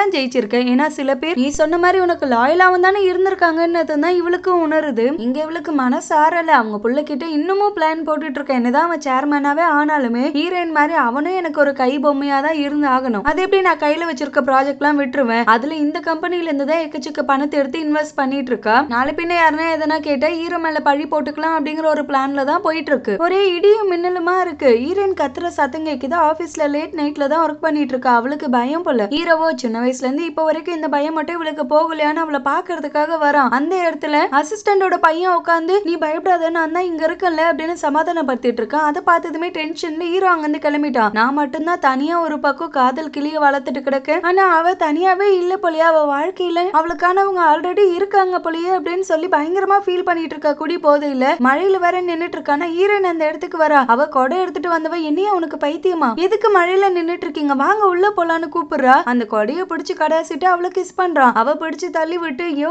மர கழண்டவனே என்ன உன் இஷ்டத்துக்கு ஒவ்வொன்னும் பண்ணிட்டு இருக்கேன்னு கேட்க, ஆமாண்டி எனக்கு மர கழண்டு போச்சுதான், ஏன்னா நான் இப்ப வரைக்கும் உனக்கு காதலிச்சிட்டு இருக்கேன்னு நினைக்கிறேன் அப்படின்னு சொன்னதுமே அவ ஒரு பக்கம் பயங்கரமா ஷாக் ஆக ஹீரோக்கு ஆன்டி சொன்னது ஞாபகம் வருது, உங்க அம்மாவை கொன்னது யாருன்னு உனக்கு ஞாபகம் இல்லையான்னு. உடனே ஆமாடி உன் கூட இந்த மாதிரி விளையாடுறல அதை நான் ரொம்ப காதலிக்கிறேன், அதுக்காக தான் இப்படிலாம் பண்ணிட்டு இருக்கேன்னு சொன்னதுமே அவ போலிச்சுன்னு ஒரு அறை கொடுத்துட்டு அங்கிருந்து கிளம்பிட்டா. நெக்ஸ்ட் டேவே அவளுக்கு ஒரு ட்ரெஸ் எடுத்துட்டு வந்து கொடுத்து என் கூட நீ ஒரு இடத்துக்கு வரணும்னு கூப்பிடுறா. இவ இல்ல நான் வர முடியாதுன்னா நீ என்னோட அசிஸ்டன்ட், நான் எங்க கூப்பிட்டாலும் நீ வந்துதான் ஆகணும்னு சொல்லி ஒரு பார்ட்டிக்கு தான் கூட்டிட்டு வந்திருக்கான். எல்லார்கிட்டயும் ஹீரோ பேசிட்டு இருப்பான். ஹீரோயின் தனியா நின்னுட்டு இருப்பா. அங்க இருக்க ரெண்டு மூணுங்க ஹீரோயினை பத்தி ரொம்ப தப்பு தப்பா பேசிட்டு இருக்குதுங்க. அதே வீட்டை விட்டு அவமானப்படுத்தி வெளில துரத்தி விட்டா. ஆனா அப்படியே அப்படிதான் மானங்கிட்ட அதே வீட்டுல போய் அவன் கூடவே இருக்காளோ தெரியலன்னு. இதெல்லாம் கேட்டு சகிக்க முடியாத ஹீரோ அந்த இடத்துக்கு வந்துட்டு அவ என்னோட ஃபியான்சி, அவகிட்ட நீங்க தப்பா பேசிட்டு இருக்கீங்க, சீக்கிரமே நாங்க என்கேஜ்மெண்ட் கூட பண்ண போறோம்னு சொன்னதுமே அதுங்க பயந்து அங்க இருந்து ஓடிட்டுங்க. ஹீரோயின் இப்ப எதுக்கே தேவையில்லாம பேசிட்டு இருக்கேன்னு கேட்க அவனும் சரி நீ என் வீட்டுல என் கூடவே ஓட்டிட்டு எங்க பாரு சுத்திட்டு வரியா, அதுக்கு உங்ககிட்ட எதனா எக்ஸ்பிளனேஷன் இருக்கா, நம்ம இந்த மாதிரி எதனா பொருளையே கழிப்பி விட்டாதான் உண்டு, இல்லன்னா உனக்கு எதனா தோணுச்சுன்னா நீயே போய் சொல்லிட்டு வாங்குறா. அவகிட்ட எந்த விளக்கமும் இல்ல, அதனால கப்சிப்புன்னு ஆகிட்டா. ஆனா செம்மையா குடிச்சிருக்கா. காரை விட்டு இறங்குனதுமே வந்துட்டு சண்டை இழுக்க ஆரம்பிச்சிட்டா. உன்னால தான் இப்ப இவ்வளவு அவமானத்தையும் சந்திக்க வேண்டியதா இருக்கு, ஏன் இப்படி பண்ண, திடீர்னு என் வாழ்க்கையில வந்த என் வாழ்க்கையில இருக்க எல்லாத்தையுமே ஒரேடியா எடுத்துட்டு நான் அப்படி என்னதான் உனக்கு பாவம் பண்ண, உன் முகத்தை பார்த்து அவ்வளவு மோசமான உன் மாதிரியே தெரியல, உனக்கு என்னதான் பிரச்சனைன்னு கேட்டுட்டு இருக்க. ஹீரோவும் சரி ரொம்ப குடிச்சிருக்காளே தூக்குமேன்னு தூக்குனா இந்த வீடு என்னோடது, சொல்ல போனா இது சீசிங்கோட வீடு அப்படிங்கிறா. ஹீரோவோட சின்ன வயசு பேர் தான் அது. இப்பதான் ஒரு உண்மை தெரியுது. ஹீரோனுக்கு இப்ப வரைக்கும் அந்த சின்ன வயசுல பழகுன அந்த பையன் தான் ஹீரோ அப்படிங்கிற உண்மையே தெரியாது. வேற ஒரு நேம்ல தான் இங்க இருக்கான். அந்த பேரை சொன்னதுமே அவளுக்குள்ள இவனுக்கு ஒரு சந்தோஷம். இன்னும் நம்ம இவளோட நினைவுல தான் இருக்குமோ, நீ இப்ப என்ன சொன்னேன்னு கேக்குறான். அவ போதையில மட்டியாகிட்டா. சரி ஓகேன்னு உள்ள தூக்கிட்டு வந்து கெடுத்துட்டான். இப்ப இவன் அனௌன்ஸ் பண்ணான்ல என்னோட ஃபியான்சி இவன், அந்த விஷயம் அவங்களோட சோசியல் மீடியாலே வந்திருக்கு. அதை இந்த ஆன்டி கழுதையும் பார்த்துட்டா. இதுக்கு மேல விட்டா பொம்பளை சோக்குல பையன் ரிவெஞ்ச மறந்துருவான்னு எவனோ ஒருத்தனுக்கு கால் பண்ணி ஹீரோயினை கடத்துறதுக்கும் உத்தரவிட அவனும் கடத்தியும் கடத்திட்டான். ஹீரோவும் ஆபீஸ்ல அவளுக்கு கால் பண்ணி பாக்குறான் அவளை காணுமேனு. காலே கனெக்ட் ஆக மாட்டுது, சுவிட்ச் ஆஃப்லயே இருக்கு. வாய்ஸ் ரெக்கார்டும் அனுப்புறான், என்னோட அசிஸ்டன்ட் உன் இஷ்டத்துக்குள்ள போனை சுவிட்ச் ஆஃப் பண்ண கூடாதுன்னு தெரியும்ல, மரியாதைக்கு போன் அட்டன் பண்ணு, இல்லனா உடனே எனக்கு கால் பண்ற வழியை பாருன்னு சொல்லிட்டு கட் பண்ணிட்டா. ஆனா மைண்டுக்குள்ள அவளை காணுங்கிற மாதிரியே ஓடிட்டு இருக்கு. அந்நேரத்துக்கு இவனுக்கு இன்னொரு அசிஸ்டன்ட் இருப்பாங்க. அவங்க வந்து இவனுக்கான டாக்குமெண்ட் எல்லாம் கொடுக்கும்போது ஹீரோயினை பாத்தீங்களான்னு கேக்குறான். அவங்க இல்ல, மதியத்துல இருந்து நானும் அவங்களுக்கு கால் ட்ரை பண்ணிட்டு தான் இருக்கேன், காலும் கனெக்ட் ஆகல, சுவிட்ச் ஆஃப்லயே தான் இருக்கு, எங்க போனாங்கன்னே ஒரு இன்ஃபர்மேஷனும் தெரியலன்னதுமே இவனுக்கு பயம் ஆகிட்டு, கண்டிப்பா ஏதோ ஆகிருக்குன்னு. அங்க இருந்து துடிச்சு பிடிச்சு கிளம்புறான். ஹீரோயினை கார்ல கடத்திட்டு போறவ பக்கத்துல தூங்கிட்டு இருப்பான். இவன் நெயில் கட்டுற வச்சு கையில கட்டி இருக்கிறத கட் பண்ணலான்னு ட்ரை பண்ணிட்டு இருப்பா. அந்த கிட்னாப்பரோ இவ கழுத்துல கத்தி வச்சு ஒரு வாட்டி மறுபடியும் நீ அசைஞ்சா கூட மூஞ்சில மார்க் போட வேண்டியது வரும், கொஞ்ச நேரத்துக்கு அமைதியா இருக்க பழகு, தேவையில்லாம நீயே பிரச்சனை பண்ணிக்காதன்னது இவ்வளவு சிரிச்சுக்கிட்டு, ஆனா நான் எதுவுமே பண்ண மாட்டேன், நான் சைலண்டா இருப்பேன்னு சமாளிக்கிறா. ஹீரோவும் வீட்டுக்கு வந்து எல்லா இடத்துலயும் தேடிட்டு இருக்கான். ஆனா ஹீரோயின் எப்படியோ அந்த நெயில் கட்டுற வச்சு கொஞ்சம் ஈஸியா கை கட் பண்ணிட்டா. ஹீரோக்கு ஒரு டவுட், நம்ம ஆன்டிமா வேலையை பார்த்திருப்பாளோன்னு அவகிட்ட வந்து கேக்குறான். ஆன்டி நீங்க அந்த பொண்ணு எங்கன்னா பாத்தீங்களான்னு கேட்டா அவ பொசுக்குன்னு இல்ல, நீ மறுபடியும் அவளை இனிமே பார்க்கவே முடியாதபடி பண்ணிட்டேங்கிறாங்க.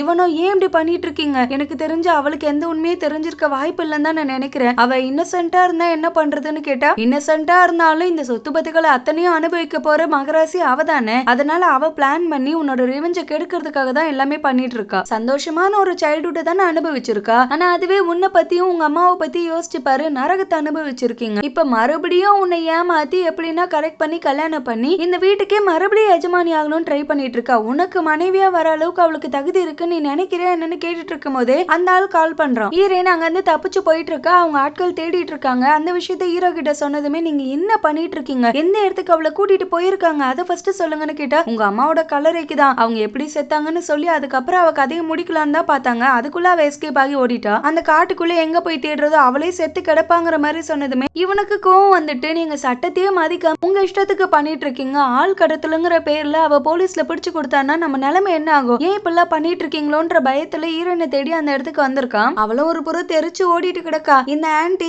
என்னதான் ஹீரோ கிட்ட அவ சாகணும் அப்படி இப்படின்னு பேசி இருந்தாலுமே இவங்களுமே ஹீரோயினுக்கு நடந்த உண்மை எல்லாத்தையும் சொன்னாலே அதுக்கப்புறம் அவளே அவனை விட்டுட்டு போயிடுவா அப்படிங்கிற நம்பிக்கையில தான் அங்க அனுப்பி வச்சிருக்காங்க. அவளை கொல்லணுங்கிற எண்ணம் இவங்களுக்கு கிடையாதுதான். அதனால அவங்க அம்மா போட்டோ பார்த்து நான் ரொம்ப கொடூரகாரியா தான் நடந்துக்கிறேன், அந்த பொண்ணு காட்டி இருக்க கூடாது, ஆனா உன் புள்ளைய விட்டு அவ விலகணும்னா எனக்கும் வேற வழி தெரியல, அதனால நானும் இதெல்லாம் பண்ணிட்டு இருக்கேன், என்ன தயவு செஞ்சு மன்னிச்சிருன்னு மன்னிப்பு கேட்டுட்டு இருக்க. ஹீரோவோ ஒரு புறம் ஹீரோயினை தேடிட்டு இருக்கான். இவ அந்த ஆட்கள் கிட்ட இருந்து தப்பிச்சு ஓடுறன்னு ஒரு கட்டை எடறி கல்லு மேலே போய் விழுந்து மண்டையில சரியான அடி. இவ கத்துற சத்தம் ஹீரோக்கு கேட்டுருச்சு. ஆனா இன்னும் அவ இருக்க இடத்துக்கு இவன் போகல. ஹீரோ எப்படியா அவளை காப்பாத்தி வீட்டுக்கு கூட்டு வந்தவன் ராத்திரி ஃபுல்லா கண்ணு முடிச்சு ட்ரீட்மெண்ட் கொடுத்தனால அவ கையை பிடிச்சிட்டு பக்கத்திலே படுத்து கிடக்கான். இவ காலையில எழுந்து பார்க்கும்போது அவன் கையிலயும் காயம் இருக்கு. அது அவன் ட்ரீட்மெண்ட் கொடுக்கவே இல்ல. இவளே போயிட்டு பேண்டேட் எடுத்துட்டு வந்து சுத்திட்டு இருப்பா. அவனும் நீ என்ன பண்ணிட்டு இருக்கன்னு கத்த ஆரம்பிக்கும் போது, ஏய் சும்மா உன்னோட காயமும் பெருசா தானே இருக்கு, இப்படி ஓப்பன்லயே விட்டா அது சரியாகாது, அதனாலதான் என்ன ரீசனோ தெரியல, நீ கரெக்டான சமயத்துல வந்து என்ன காப்பாத்திட்டு, இல்லன்னா எனக்கு என்ன ஆகிருக்குமோ, ரொம்ப தேங்க்யூன்னு சொல்லி கையில சுத்தி விட்டு இருந்த அந்த துணியவே ஒரு பட்டர்ஃபிளை மாதிரி முடிச்சு போட்டு விடுறா. எங்க அப்பா சின்ன வயசுல எனக்கு சொல்லியிருக்காரு, நம்மளுக்கு கிடைக்கிற ஒவ்வொரு காயங்களும் நம்ம வளர்றதுக்கான அறிகுறியை குறிக்கும், அதை நம்ம ஒரு கிட்டா தான் நினைச்சுக்கணும்னு, அதனால இந்த மாதிரிதான் அவரும் எனக்கு முடிச்சு போட்டு விடுவாரு, நானும் உனக்கு போட்டு விடுறேன். ஆக்சுவலி சின்ன வயசுல எங்க பக்கத்து வீட்டுல ஒரு பையன் இருப்பான், அவனுக்கும் இடைக்கடைக்கு காயம் ஏற்படும், அவனையும் நான் இந்த மாதிரி தான் பாத்துப்பேன். சொல்ல போனா இப்ப நம்ம இருக்க இந்த வீடே அவனோட வீடு தான், அவனுக்காக தான் நான் இங்க காத்திருக்கேன், என்னைக்காச்சும் ஒரு நாள் கண்டிப்பா அவன் ரிட்டர்ன் வருவான்னு சொல்லிட்டு இருக்கும்போது ஹீரோ அங்கிருந்து எழுந்து போயிட்டான். அவங்க அம்மா போட்டோ கிட்ட உட்காந்து ஃபீல் பண்ணிட்டு இருக்கான். இந்த குடும்பத்தை ஆணிவேரோட அழிக்கணும், அவங்க கிட்ட இருக்க எல்லாத்தையும் பறிக்கணும்னு தான் நான் இந்த இடத்துக்கு வந்தேன், ஆனா நான் இப்ப என்ன பண்ணிட்டு இருக்கேமா, என்னால ஒண்ணுமே பண்ண முடியல, நான் என்னதான் பண்ணட்டும், இத்தனை வருஷம் ஆகியும் என்னை மறக்காம என் மேல இருக்க காதலோட அப்படியே அவ காத்து கிடக்கா, ஆனா நான் வந்ததுமே அவளை பயங்கரமா காயப்படுத்திட்டே இருந்திருக்கேன், அவகிட்ட போய் உண்மையை சொல்லவும் முடியல, அதை மறைக்கவும் முடியல, எந்த முகத்தை வச்சுட்டு நான் அவகிட்ட போய் நிப்பேன், நான் தான் நீ காத்திருக்கவன், என்ன நடக்க போதோ தெரியலையேன்னு பயங்கரமா அழுதுட்டு இருக்கான். அசிஸ்டண்டோட புள்ள ஒரு உண்மையை கண்டுபிடிச்சிட்டு வந்திருக்கான். என்னன்னா இப்ப வரைக்கும் அந்த கம்பெனில ஹீரோயின் பேர்ல 10% ஷேர்ஸ் இருக்குன்னு, அதை கேட்டது இவளுக்கு பகீர்னு ஆகிட்டு, என்கிட்டயே அப்ப ஏன் அந்த உண்மையை மறைச்சான்னு இவனும் அவளுக்கே தெரிஞ்சிருக்க கூட வாய்ப்பு இல்லைன்னு தான் தோணுது. ஏன்னா அவளுக்கு 20 வயசு ஆகுற வரைக்கும் அந்த ஷேர்ஸ் எல்லாமே அவங்க அப்பாவோட கட்டுப்பாடுல தான் இருக்கு, அவளுக்கு 20 வயசு ஆனதுக்கு அப்புறமா தான் ஆட்டோமேட்டிக்கா அவளுக்காக ஷேர் ஆகிருக்கு. இப்படி ஒரு விஷயம் இருக்கிறது யாருக்குமே தெரிஞ்சிருக்க வாய்ப்பு இல்ல. ஏன்னா அந்த கம்பெனி இவங்களுக்கு சொந்தமாகிறதுக்கு முன்னாடியே ஹீரோயினோட அம்மா அவ பேர்ல வாங்கி வச்ச ஒரு ஷேர் தான், அதுதான் இப்ப வரைக்கும் டிராவல் ஆகி வந்துட்டு இருக்குன்னு நினைக்கிறேன்னு சொல்லும் போதே அவங்க அம்மாக்காரி எவ்வளவு திமிர் இருக்கும், நம்மளே அவ ஏமாத்திருக்கா, இதை கண்டிப்பா நம்ம சும்மாவே விடக்கூடாது, இதனால்தான் அந்த ஹீரோ பையன் இவ்வளவு தொத்திக்கிட்டே சுத்திட்டு வரான் போல, அந்த 10% புடுங்கிறதுக்கு நம்ம எதனா வழி பண்ணி ஆகணும்னு யோசிச்சுட்டு இருக்கா. ஹீரோயினை கூப்பிட்டு இந்த வாட்சை உன் கையில கட்டிக்கோங்கிற, ஜீப் ஜிபிஎஸ் ட்ராக்கர் செட் பண்ணது. இவ எனக்காக நீங்க ஃபீல் பண்றீங்கன்னு புரியுது, பட் இருந்தாலும் இதுக்கு மேல நான் என்ன பாத்துக்கிறேன்னு சொல்லிட்டு கிளம்ப பாக்க இவனோ கைய பிடிச்சு இழுத்து மடியில உட்கார வச்சு கட்டி விடுறான். அவனே ரொமான்டிக்கா பாத்துட்டு இருக்க ஹீரோ, நான் இப்போ ஒரு மியூசியம் போறேன், அங்கேயும் உன்னை தூக்கி வச்சுக்கிட்டே போகணும்னு நீ சொன்னீனா எனக்கு ஓகே தான், உனக்கு பிரச்சனை இல்லைன்னா நீ தாராளமா எழுந்திருக்கலாம்னு சொன்னதும் அவளும் எழுந்துட்டா. என்னாலதான் தேவையில்லாம நேத்து நீ அந்த பிரச்சனையில சிக்குன, நான் எங்க ஆன்டிக்காக மன்னிப்பு கேட்டுக்கிறேன், அவங்க தான் இந்த விஷயத்த பண்ணதுன்னு சொன்னதுமே இவளுக்கு கோவம் வந்து கத்திட்டு இருக்கா. எவ்வளவு தைரியம் இருக்கும், யாரு கேட்டு அவங்க இப்படி பண்ணாங்கன்னதுக்கு, இல்லமா நம்ம 2 பேருக்கு என்கேஜ்மெண்ட் ஆயிடுச்சுன்ற நியூஸ் எல்லாரும் வெளியில ரிலீஸ் பண்ணி விட்டாங்க, அதை பார்த்தது இவங்க தப்பா புரிஞ்சுக்கிட்டு இப்படி ஒரு காரியத்துல ஈடுபட்டுட்டாங்க. நான் தான் சத்தியம் பண்ணி சொல்றேன்ல இனிமே இப்படி நடக்காதுன்னு, கண்டிப்பா நடக்காம நான் பாத்துக்கிறேன்னு. நீ என்னத்த பாத்துப்ப, நீ தான் தேவையில்லாம நடுவுல புகுந்து இவதான் என்னோட ஃபியான்சி அப்படின்னு அனௌன்ஸ் பண்ண, அதுக்கும் எனக்குமோ சம்மந்தம் இல்ல. ஒரு நிமிஷம் என்ன சொல்ற, நீ என்னோட சர்வன்ட், நான் சொல்ற வேலையெல்லாம் செய்யணுங்கிற, மறு நிமிஷம் என்னோட ஃபியான்சிங்கிற. நீ பண்ற எந்த விஷயத்திலுமே என்னோட விருப்பமே இல்லதான். ஆனா அந்த ஆன்டி எல்லாத்துக்கும் நான் தான் காரணம்னு முத்திரை கொடுத்து என்ன தேவையில்லாம நடுவுல இழுத்து பிரச்சனையில தள்ளி விடுறாங்க. எனக்கு அப்படி என்னதான் தலையை எடுத்து உங்ககிட்ட இப்படி மல்ல அடிக்கணும்னு கேட்க, சரி ஓகே நான் இப்போ உண்மையை சொல்லிடுறேன், நான் போற ஒரு இடத்துக்குலாம் உன்னை இழுத்துட்டே சுத்துறதுக்கு ஒரே காரணம் தான், உன் பேர்ல ஒரு 10% ஷேர்ஸ் இருக்கு, அதை நீ ஏன் எனக்கு எழுதி கொடுத்துரு, நீ என்ன கேட்டாலும் நான் கொடுக்க ரெடியா இருக்கேன், எல்லாரும் அதுக்கு கொடுக்குறேங்கிற விலையை விட நான் எக்கச்சக்கமா கொட்டி கொடுக்குறேன், கூடவே நம்ம என்கேஜ்மெண்ட்டும் முடிஞ்சிருச்சுன்னு நானே பப்ளிக்கா அனௌன்ஸ் பண்ணிடுறேன், அந்த வீட்டையுமே 1 இயர்ல உனக்கு நான் ரிட்டர்னும் கொடுத்துறேன் உன் பேர்ல எழுதி, இவ்வளவும் பண்றேன், அந்த ஷேர்ஸை மட்டும் கொடுத்துருன்னு கேட்டா இவ இல்ல என்னால கொடுக்க முடியாது, அது எங்க அம்மா எனக்காக விட்டு போனது, அதுவும் எங்க கிட்ட இருந்து எல்லாத்தையுமே புடுங்கன்னு உன்கிட்ட நான் என்னோட உயிரே போனாலும் கொடுக்க மாட்டேன், நம்ம 2 பேரும் பாஸ் அசிஸ்டன்ட் அந்த உறவு முறையை கடைசி வரைக்கும் கீப் அப் பண்ணா ஓகே, அதை தாண்டி பர்சனலா நீங்க இறங்கணும்னு நினைச்சீங்கன்னா நான் உங்ககிட்ட வேலை செய்ய கூட விருப்பப்பட மாட்டேன்னு ஒரு வார்னிங்கும் கொடுத்துட்டு அங்க இருந்து கிளம்பிட்டா. ஹீரோ அங்க இல்லாதப்ப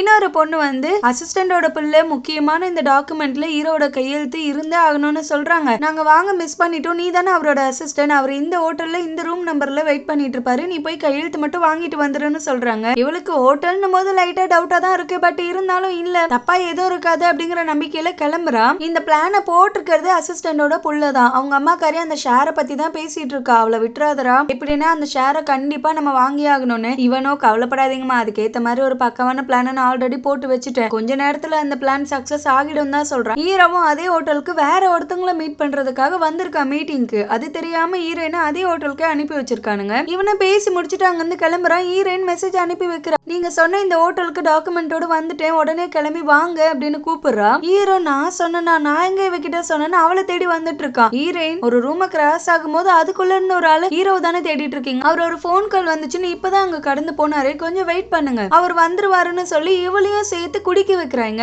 ஹீரோ தான் குடிக்க வைக்க சொன்னாருன்னு சொல்லி அளவுக்கு அதிகமாவே குடிக்க வச்சுட்டானுங்க. அவளால நிக்க கூட முடியாத அளவுக்கு ஆகிட்டு அங்க இருந்து அவனும் ஹீரோயினை தனியா எங்கேயோ கூட்டிட்டு போறான். இவனும் இருக்க எல்லா இடத்துலயும் செக் பண்ணி பாக்குறான், ஹீரோயினை கண்டுபிடிச்சானே தெரியல. கடைசியில ஹீரோயினை கெடுத்து வச்சிருக்க அதே ரூமுக்கு அசிஸ்டண்டோட புள்ள வந்துட்டான். ஏட்டி எங்க பக்கம் ஹீரோன்னு சொன்னா கேக்குறியா, தேவையில்லாம அவன் வீட்டுக்கு போய் தங்கி நீயே உன் நிம்மதியே கெடுத்துக்கிற, இப்ப அந்த 10% ஷேரும் எங்களுதுதான், நீயும் என்னோடதுதான், முன்னாடியே என்னோட வழிக்கு வந்திருந்தீங்கன்னா இந்நேரத்துக்கு நான் சேர்மன் ஆகிருப்ப, சேர்மனோட பொண்டாட்டிங்கிற ஒரு பதவியாச்சும் உனக்கு கிடைச்சிருக்கும், இதுக்கப்புறம் நீ என்ன ஆக போறியோ தெரியலன்னு வீரவசனம் எல்லாம் பேசிட்டு வந்து பார்த்தா அங்கனுக்குள்ள தலைக்காணி தான் கிடக்கு. ஹீரோ பாத்ரூம்குள்ள இருந்து வெளியில வரான். என்ன சார் பேசுனீங்க, இப்ப இந்த ரூமுக்கு நீங்க வந்திருக்கீங்க, அப்ப இது எல்லாத்தையும் நீ தான் பண்ணன்னு எல்லாரையும் கூப்பிட்டு சொல்லவா, இல்லனா இந்த ரூமை விட்டு நீயா வெளியில போறியா, ஏன்னா ஆல்ரெடி நான் எல்லாத்தையுமே ரெக்கார்ட் பண்ணி வச்சுட்டேன், எல்லாரையும் கூப்பிட்டு போட்டு காமிச்சா உன்னோட மான மரியாதை எல்லாம் கெட்டு போயிடும், பரவாயில்லன்னு கேட்டுட்டு இருக்கும்போது அவன் இல்ல நான் தெரியாம வந்துட்டேன் மன்னிச்சிருங்கன்னு பயந்துட்டு அங்க இருந்து ஓடிட்டான். ஹீரோயினை பாத் டப்ல தான் சேஃபா படுக்க வச்சிருக்கான். அவன் போனதும் கொண்டு வந்து பெட்ல கிடத்திட்டு இவன் கிளம்பலான்னு பார்த்தா அவ கைய பிடிச்சிக்கிறா. ஜீசிங்னு அவனோட சின்ன வயசு பேரையே சொல்லிட்டு இருக்கா. இவனுக்கா அவன் மனசுல இருக்க வன்மம் எல்லாம் கொஞ்சம் கொஞ்சமா கம்மியாகிட்டே வந்துட்டு இருக்கு. டக்குன்னு இழுத்து அவளும் கிஸ் பண்ண இவனும் கிஸ் பண்றான். ஆனா கொஞ்ச நேரத்துல இந்த மாதிரி சுயநினைவு இல்லாத ஒரு சூழ்நிலையை நம்ம யூஸ் பண்ணிக்க கூடாதுன்னு புரிஞ்சுக்கிட்டவன் கொஞ்ச நேரம் அங்கேயே அவளுக்கு பாதுகாப்புக்கு உட்காந்துட்டு அதுக்கப்புறம் அங்க இருந்து கிளம்பிட்டான். வீட்டுக்கு வந்து அவளோட டைரி எடுத்து வச்சு படிச்சுட்டு இருக்கான். சின்ன வயசு மெமரிஸ் எல்லாம் நிறைய எழுதி வச்சிருக்கா ஹீரோ கூட இருந்தது. அதெல்லாம் படிச்சு சந்தோஷமா சிரிச்சுக்கிட்டு இருப்பா. இவ வந்து புடுங்கிட்டா. நான் உன் வீட்டுல இருக்கன்றதுக்காக என்னோட பர்சனல் ஸ்பேஸ்லயும் நீ உள்ள வரணும்னு நினைக்கிறது ரொம்ப தப்பு, ஏன் இப்படி பண்ணிட்டு இருக்கேன்னு கத்த. அவனும் ஆமா நீ திருப்பு நீ என் வீட்டுல இருக்கணும்னு ஆசைப்பட்ட, நானும் அலோவ் பண்ணிட்டேன், ஆனா எனக்கு பின்னு கூட எப்படி நீ என்ன வேலை எல்லாம் பாத்துட்டு இருக்கன்னு தெரிஞ்சுக்கணும் தான் இந்த டைரி எடுத்தேன். உன்னோட பாஸ்ட பத்தி நான் கொஞ்சமாச்சு தெரிஞ்சு வச்சிருக்கணும்ல, அப்பதான் உன்னை ஃபியூச்சர்ல கண்ட்ரோல் பண்றதுக்கு எனக்கு இன்னும் ஈஸியா இருக்குங்கிறான். ஹீரோவும் எப்படியோ பிளான் பண்ணி அசிஸ்டன்டோட புள்ளைய அந்த கம்பெனில தானே வேலைக்கு இருந்தான், அவனை வேலை விட்டு தூக்கிட்டான். ஆனா அதுக்குள்ள உங்களுக்கு இன்னொரு பேட் நியூஸ் இருக்குன்னு இவனோட அசிஸ்டன்ட் சொல்ல வர்றதுக்குள்ள ஹீரோயின் வந்துட்டா. இந்த என்கேஜ்மெண்ட்டை ஸ்டாப் பண்றதுக்கு என்னோட பேரை கலங்கப்படுத்தி தான் நீ பண்ணுவியான்னு ஒரு நியூஸ காமிக்கிறா. என்னன்னா அந்த ஹோட்டல் ரூமுக்கு வேற ஒருத்தன் தானே இவளை கூட்டிட்டு போனா, இவ போதையில இருக்கவே அதை யூஸ் பண்ணிக்கிட்டு அவன் தள்ளிட்டு போனா. அந்த விஷயத்த தப்பா கன்வே பண்ணிருக்காங்க. ஹீரோயின் கண்டவங்க கூட எல்லாம் ஹோட்டலுக்கு எல்லாம் சுத்திட்டு இருக்கா, அதனாலதான் ஹீரோ பிடிக்காம என்கேஜ்மெண்ட் டிராப் பண்ணிருக்காரு அப்படின்னு. இவன் இவ்வளவு திறந்தாழ்ந்து போவன்னு நான் எதிர்பார்க்கவே இல்லை. ஏன்னா நேத்து நீ சொல்லிதான் நான் அந்த ஹோட்டலுக்கும் வந்து நீ சொன்னு சொல்லிதான் என்ன அளவுக்கு அதிகமா குடிக்கவும் வச்சாங்க. அதுக்கப்புறம் என்ன நடந்துச்சுன்னு கூட எனக்கு நினைவில்லை. ஆனா அதை யூஸ் பண்ணிக்கிட்டு இவ்வளவு சீப்பா இறங்கி இந்த என்கேஜ்மெண்ட் நீ ஸ்டாப் பண்ணி ஆகணுமான்னு கேட்க ஹீரோ நான் யாரையும் அனுப்பவும் இல்லை, யாரையும் உன்னை குடிக்க வைக்க சொல்லவும் இல்லை. இதுக்கு பின்னாடி என்ன சதி இருக்குங்கிறத நீயே போய் கேட்டு விசாரிச்சு தெரிஞ்சுக்கோ. உன்னை அங்க வர வச்சதுக்காக இந்த அசிஸ்டன்டோட பிள்ளைய நான் வேலை விட்டே தூக்கி இருக்கேன். ஆனா எப்படி பார்த்தாலும் உனக்கும் அந்த என்கேஜ்மெண்ட் ஸ்டாப் ஆகணும்னு தானே ஆசை இருந்துச்சு, அதை தான் நான் நிறைவேற்றிருக்கேன். அதுல எந்த தப்பா இருக்க மாதிரி எனக்கு தோணல. உனக்கு தோணுச்சுன்னா நீ வச்சுக்கோன்னு சொல்லி அனுப்பி வச்சுட்டான். ஆன்ட்டியும் கூப்பிட்டு என்னப்பா அந்த பொண்ணு உன் பேரை கெடுத்துட்டு இருக்கு, இங்க அங்க சுத்திட்டு இருக்கு அப்படி இப்படின்னு கொஞ்சம் நல்லவங்க மாதிரி பேச ஆரம்பிக்க இவன் நீங்களும் அதானே ஆசைப்பட்டீங்க, அவ என்னை விட்டு விலகி போகணும்னு. நீங்க ஆசைப்பட்ட மாதிரி இந்த என்கேஜ்மெண்ட்டும் ஸ்டாப் ஆகிட்டு நான் பண்ணி கொடுத்த சத்தியத்தை நான் நிறைவேற்றிட்டேன். அது மாதிரி நீங்க பண்ணி கொடுத்த சத்தியமும் நிறைவேற்றப்படணும். இதுக்கப்புறம் நீங்க எக்காரணத்தை கொண்டு அவளை டிஸ்டர்ப் பண்ண கூடாதுன்னு கேட்டிருக்கான். ஹீரோயின் ஒரு பக்கம் மன வருத்தத்துல ஸ்விம்மிங் பூல் கிட்ட உட்காந்து குடிச்சிட்டு இருக்கா. அவங்க அப்பாவே சொல்லிட்டு தான் போயிருக்காரு, ஜீசிங் ஃபியூச்சர்ல வர வரைக்கும் நீ வெயிட் பண்ணி அவங்கிட்ட இந்த வீட்டை நீ ஒப்படைக்கணும், அது வரைக்கும் எந்த துஷ்டம் கையிலயும் இந்த வீடு மாட்டாதபடி நீ தான் பாத்துக்கணும்னு. அதனாலதான் இவ்வளவு அவமானப்பட்டாலும் அசிங்கப்பட்டாலும் சரின்னு இவ இந்த வீட்டுல உட்கார்ந்து இருக்கிறது. இப்ப அவன் இல்லாத அப்பாவை நினைச்சு கவலைப்பட்டுட்டே சொல்றா, இன்னும் எத்தனை காலத்துக்குப்பா நான் வெயிட் பண்றது, அந்த ஜீசிங்கும் இங்க வர மாதிரி தெரியல, இவங்கிட்ட இருந்து இந்த வீட்டை என்னால வாங்க முடியும்னு எனக்கு தோணல, எனக்கு ரொம்ப கஷ்டமா இருக்குன்னு ஃபீல் பண்ணிட்டு இருக்க. மாடியில நின்னு ஹீரோ இந்த விஷயத்த பாக்குறான். சரி என்னன்னு கேட்கலான்னு கீழே வந்து என்ன பண்ணிட்டு இருக்கன்னு கேட்பா. அவனை பார்த்ததுமே இவளுக்கு ஜீசிங் தான் வந்துட்டான் அப்படின்னு தோணுது போதையில. உடனே அவனை கட்டி பிடிச்சிட்டு ஜீசிங் கடைசியில நீ வந்துட்டியா, இன்னும் எவ்வளவு நாள் உனக்காக நான் காத்திருக்கிறது, இப்பயாச்சும் வந்தியேன்னு முகத்தை பாப்பா. ஹீரோன்னதும் சீ உன்னையா நான் கட்டி பிடிச்சிருந்தேன், நான் என்னோட சீசிங் தானே நினைச்சேன்னு விலக பார்க்கும்போது ஹீரோக்கு அப்ப இப்ப இருக்கவனை இவ வெறுக்கிறா போலன்ற கோவத்துல அவளை கிஸ் பண்ண அவளும் பிடிச்சு தள்ளி விட்டு போலிச்சுன்னு வழக்கம் போல ஒண்ணு குடுக்குறா. அப்ப அவனோட ட்ரெஸ் விலகும் போதுதான் ஒரு காயத்தை நோட் பண்றா. காயத்துக்கான தழும்பு, அது இவ ஃபிஷ் டேங்க் சின்ன வயசுல தள்ளி விடும் போது கண்ணாடி குத்தி ஏற்பட்ட ஒரு காயம் தான். ஆனா அதுக்கப்புறமா அதை ப்ராப்பரா ட்ரீட்மெண்ட் கொடுக்காததுனால அந்த தழும்பு மட்டும் போகவே இல்ல. இப்ப இதை பார்த்ததுமே இவ கண்டுபிடிச்சிட்டா, இது அந்த காயம் தானே, அப்ப நீ தான் என்னோட ஜீசிங்கா, ஏன் வந்துட்டும் என்கிட்ட இருந்து உண்மையை மறைக்கிற, என்கிட்ட ஒரு வார்த்தை சொல்லிருக்கலாம்ல, ஏன் இப்படி பண்ணேன்னு கேட்க அவன் என்னடி என் உடம்புல ஒரு காயத்தை பார்த்து அடுத்த நிமிஷம் ஒரு கதையை உருவாக்கி சொல்லிட்டு இருக்க, நீ சொல்ற பேரும் எனக்கு தெரியாது, நீ என்ன பேசிட்டு இருக்கன்னு கூட எனக்கு புரியலன்னு சொல்லிட்டு கிளம்ப பாக்குறான். இவ மறுக்க மறுக்க அதையே சொல்லிட்டு இருக்க. ஒரு கட்டத்துல டென்ஷன் ஆனவன், நீ இந்த ஒரு காயத்தை பார்த்து ஒரு ஸ்டோரியை உருவாக்கிட்ட, ஆனா என் உடம்புல இந்த மாதிரி எக்கச்சக்க காயங்கள் ஏற்பட்டிருக்கு, வேணும்னா பாருன்னு அந்த ஷர்ட்டை கழட்டி காமிச்சா இந்த ஆன்டி தான் ஓயாம போட்டு கொம்ப வச்சு அடிச்சுட்டு கிடக்காளே, அதனால சின்ன வயசுல இருந்தே நிறைய காயங்கள் உருவாகி இருக்கு போல, அதை காமிச்சு சொல்லு. இப்ப அங்கங்க ஒரு காயம் இருக்கு, ஒன்னொன்னுக்கு ஒவ்வொரு கதை உருவாக்கி இருப்பால, எல்லாத்தையுமே சொல்லு. இன்னொரு வாட்டி இதெல்லாம் என்கிட்ட ட்ரை பண்ற வேலை வச்சுக்காத, அவ்வளவுதான் பாத்துக்கோன்னு மிரட்டி விட்டு அங்கிருந்து கிளம்பிட்டான். ஆனா ஹீரோனுக்கு அவன் சொன்ன விஷயத்துல நம்பிக்கை இல்லை, இவன் தான் நம்ம சீசிங்கா இருப்பானோன்னு தான் தோணிட்டு இருக்கு. அசிஸ்டண்டா அவங்க புள்ளைய கூப்பிட்டு எதுக்குடா தேவையில்லாம அந்த வீடியோவை ரிலீஸ் பண்ணது இல்லாம அவளை பத்தி தப்பு தப்பா ரூமரா ஸ்ப்ரெட் பண்ணி விட்டு ஹீரோ டைரக்டா அவனை வேலை விட்டு தூக்க முடியாது, அதுக்கு மிஸ்டர் அண்ணுங்கிற ஒருத்தர் தான் ஹெல்ப் பண்ணிருக்காரு. அவரோட இன்ஃபுளுன்ஸை யூஸ் பண்ணி ஹீரோ உன்னை வேலை விட்டு தூக்கிட்டான், இது உனக்கு தேவையா? இப்ப பாரு தேவையில்லாத பிரச்சனை எல்லாம் வந்துச்சுன்னதுமே அவன் அவங்க அம்மா முகத்தை பார்த்துட்டு ஆல்ரெடி இது எப்படி சமாளிக்கிறது, நீங்க எதனா கண்டுபிடிச்சு வச்சிருப்பீங்கல்ல, பரவாயில்ல சொல்லுங்க நான் கேட்க ரெடியா இருக்கேங்கிறா. இவங்க எப்ப அந்த ஆள் இதுக்குள்ள வந்தானோ அதுக்கப்புறம் அந்த அண்ணியும் சும்மா விடக்கூடாது, அவனும் நம்மளுக்கு எனிமி ஆகிட்டான், நம்மள மாதிரியே அவனும் ஒரு ஃப்ராடு பையதான், அப்ப அவனையும் இதுல சிக்க வச்சா மட்டும்தான் நம்ம இதுல இருந்து எஸ்கேப் ஆகிறதுக்கு வாய்ப்பு இருக்கு அப்படின்னு சொல்லி பேசிட்டு இருக்காங்க. கூடவே எப்படியும் ஹீரோ தான் இதை பண்ணிருப்பான் அப்படிங்கறது ஹீரோயினுக்கு தெரியும், நீ பண்ண மாதிரி அவளுக்கு இப்ப வரைக்கும் தெரிஞ்சிருக்க வாய்ப்பு இல்ல, சோ இதை ஒரு வாய்ப்பா யூஸ் பண்ணி நீ ஹீரோயின் கூட இன்னும் க்ளோஸ் ஆக பாருன்னு சொல்றா. ஹீரோயின் ஆபீஸ்க்கு வரப்ப அங்க இருக்க சில எம்ப்ளாயிஸ் எல்லாம் வேலை விட்டு போயிட்டு இருக்காங்க, ரெண்டு பேர் காசிப் பேசிட்டு இருக்காங்க. ஹீரோயினுக்கான அந்த ஃபுட்டேஜ் வெளியில ரிலீஸ் பண்ண காரணத்துக்காக அசிஸ்டன்டோட பிள்ளைய வேலை விட்டு தூக்குறதுக்கு மிஸ்டர் அன் ட்ரை பண்ணாரு. ஆனா அதுக்குள்ள அவரை பத்தின சீக்ரெட் எல்லாமே வெளியில வந்து அவரோட டீம்மேட்ஸ் எல்லாரையும் வேலை விட்டு தூக்கிட்டு இருக்காங்க, கூடவே அவரையும் தூக்கிடுவாங்கன்னு நினைக்கிறேன்னு பேசிட்டு இருப்பாங்க. ஹீரோயினுக்கா மண்டைக்குள்ள 1008 கேள்வி ஓடிட்டு இருக்கு, இவன் தான் உண்மையான சீசிங்னா அதை மறைக்க வேண்டிய அவசியம் என்ன இருக்கு, அப்ப அவனுக்குள்ளேயும் ஏதோ ஒரு சீக்ரெட் இருக்குன்னு தானே அர்த்தம், அவன் தான் உண்மையான சீசிங்கிறத கண்டுபிடிக்கிறதுக்கு சில பல ப்ரூஃபை ஃபர்ஸ்ட் ஏற்பாடு பண்ணுவோம், அதுக்கப்புறம் எது வந்தாலும் பாத்துக்குவோம் அப்படின்னு யோசிச்சுட்டு அவனுக்கு இந்த வேர்க்கடையில பால் எடுத்து வீகன் காஃபின்னு வாங்கல அந்த மாதிரி ஒரு ஒரு காஃபியை கொண்டு வந்து குடுக்குறா. ஹீரோக்கா பயமா இருக்கு, ஏன்னா அவனுக்கு பீனட்ஸ்னாலே அலர்ஜி. இவ டெஸ்டிங் வச்சுதான் கொண்டு வரான்னு புரிஞ்சுக்கிட்டு சரி ஓகேமா நீ வெளியில போ, நான் பொறுமையா குடிச்சுக்கிறேன்னு அனுப்பி வச்சுட்டான். இவன் குடிக்கிறானா இல்லையான்னு வாசல்ல வெயிட் பண்ணிட்டு இருப்பா. ஹீரோட இன்னொரு அசிஸ்டன்ட் வந்துட்டான். நீங்க அவர்கிட்ட இருந்தா பேசுறதுக்காக வெயிட் பண்ணிட்டு இருக்கீங்களா, நீங்க ஃபர்ஸ்ட் போங்கன்னு. இல்ல நான் அப்புறமா பேசிக்கிறேன்னு அங்கிருந்து தெரிச்சு ஓடிட்டா. இவன் உள்ள வந்ததுமே மறுபடியும் வந்து வெயிட் பண்ணிட்டு இருக்கா, அவன் குடிக்கிறானா இல்லையான்னு பாக்க. ஹீரோ வேற சீக்கிரட்டா அந்த காஃபி எடுத்து குடிடா, அந்த காஃபி எடுத்து குடிடான்னு சிக்னல் தரான். அவனும் நீங்க என்ன சொல்ல வரீங்க, அதுல விஷம் எதனா கலந்துருக்கானா, சத்தியமா விஷம் கலக்கலடா, நீ குடிடா, ஆனா உனக்கு பிடிச்ச மாதிரி குடிடான்னு மட்டும் சொல்றான். அவனும் ஓ இந்த காஃபி ஒரு சிப் மட்டும் எடுத்து பார்க்கவா, பார்க்கவே நல்லா இருக்குல்லன்னு சொல்லி மொத்தமா குடிச்சிட்டான். ஹீரோயின் எதிர்பார்த்தது நடக்காம போயிடுச்சா. உடனே கடுப்புல அவ அங்கிருந்து கிளம்பிட்டா. அவனோட அசிஸ்டன்ட் வந்திருக்க விஷயமே என்னன்னா, அசிஸ்டன்ட் நிறைய ஹீரோக்கு தெரியாம திருட்டு வேலை எல்லாம் பார்த்துட்டு இருக்கா. அந்த ப்ரூஃப் எல்லாத்தையுமே பிள்ளைக்காரனும் அழிச்சிட்டு இருக்கான். இப்படியே போச்சுன்னா கொஞ்சம் கொஞ்சமா நம்ம ஷேர் ஹோல்டர்ஸ் எல்லாரையுமே அவங்க இழுத்துட்டு இருக்க மாதிரி இருக்கு. ஒரேடியா அவங்க கைக்கு பறி போகிறது கூட வாய்ப்பு இருக்கு சார், அதை நீங்க கண்ட்ரோல்ல வச்சுக்கோங்கன்னா. அப்படி ஒரு விஷயம் நடக்கிறதுக்கு மேக்சிமம் வாய்ப்பு கிடையாது. மெயினா நீ வாட்ச் பண்ண வேண்டியது ஹீரோயினும் அசிஸ்டன்ட் புள்ளையும் மட்டும்தான். ஏன்னா இவகிட்டயுமே ஒரு 10% ஷேர்ஸ் இருக்கு. தப்பான ஒருத்தவங்களோட கையில அது போயிடுச்சுன்னா அப்பதான் பிரச்சனை அதிகமாகும். கொஞ்சம் அதை மட்டும் வாட்ச் பண்ணிக்கோங்கன்னு அனுப்பி வைக்கிறான். எல்லாரும் கிளம்பின பிறகு கூட ஹீரோயின் வெயிட் பண்ணிட்டு இருக்கா. இவன் வந்ததும் ஓடி வந்து வாங்க அடுத்தது எங்க போகணுமோ போலாங்கிறா. இவன் இங்க பாரு நீ வரணும்னு அவசியம் இல்ல, ஒரு ப்ராஜெக்ட் விஷயமா நான் வெளில போக வேண்டியது இருக்கு, நான் தனியாவே போய்க்கிறேன்னா. அசிஸ்டன்டோட கடமை அது, நான்லாம் தனியா உங்களை விட மாட்டேன், வந்தே தீர்வுன்னு அடம் பிடிச்சு வந்திருக்கா. ஹீரோ அங்கனுக்குள்ள சுத்திட்டு இருக்கும் போதே இவ ஒரு கண்டெய்னருக்குள்ள போய் ஒளிஞ்சுக்கிறா. ஏன்னா அது கொஞ்சம் இருட்டா இருக்கும். அப்பதான் ஹீரோ அதுக்கு பயப்படுறானா இல்லையானா அந்த பழைய நினைவுகளை கொண்டு வர்றதுக்கு. இவனும் சுத்தி முத்தி எல்லா இடத்துலயும் தேடிட்டு இருக்கான். இவனுக்கு பயங்கர பயமா இருக்கு அவளை தொலைச்சிட்டோமோன்னு. இவ வேற ஒரு கண்டெய்னருக்குள்ள உட்காந்துட்டு காப்பாத்துங்க காப்பாத்துங்கன்னு கத்திட்டு இருக்கா. இவனும் அதுக்குள்ள வந்து பாக்குறான். அவ இருக்க மாதிரி தெரியல, ஆனா ஆட்டோமேட்டிக்கா கதவு லாக் ஆகிட்டு அந்த இருட்டான சூழலை பார்த்ததுமே இவனுக்கு ஒரு மாதிரி நெஞ்சு அடைக்குது. இவ பயந்துகிட்டு ஓடி வந்து ஒன்னும் இல்ல நான் இங்கதான் இருக்கேன்னு அவன் கையை பிடிக்கிறா. அவனோ பயத்துல இவளை கட்டி பிடிச்சுக்கிறான். சின்ன வயசுல இவ எப்படி இந்த மாதிரி சூழல்ல மூச்சு விட சொல்லி கொடுப்பாலோ அதே மாதிரி சொல்லி கொடுக்குறா.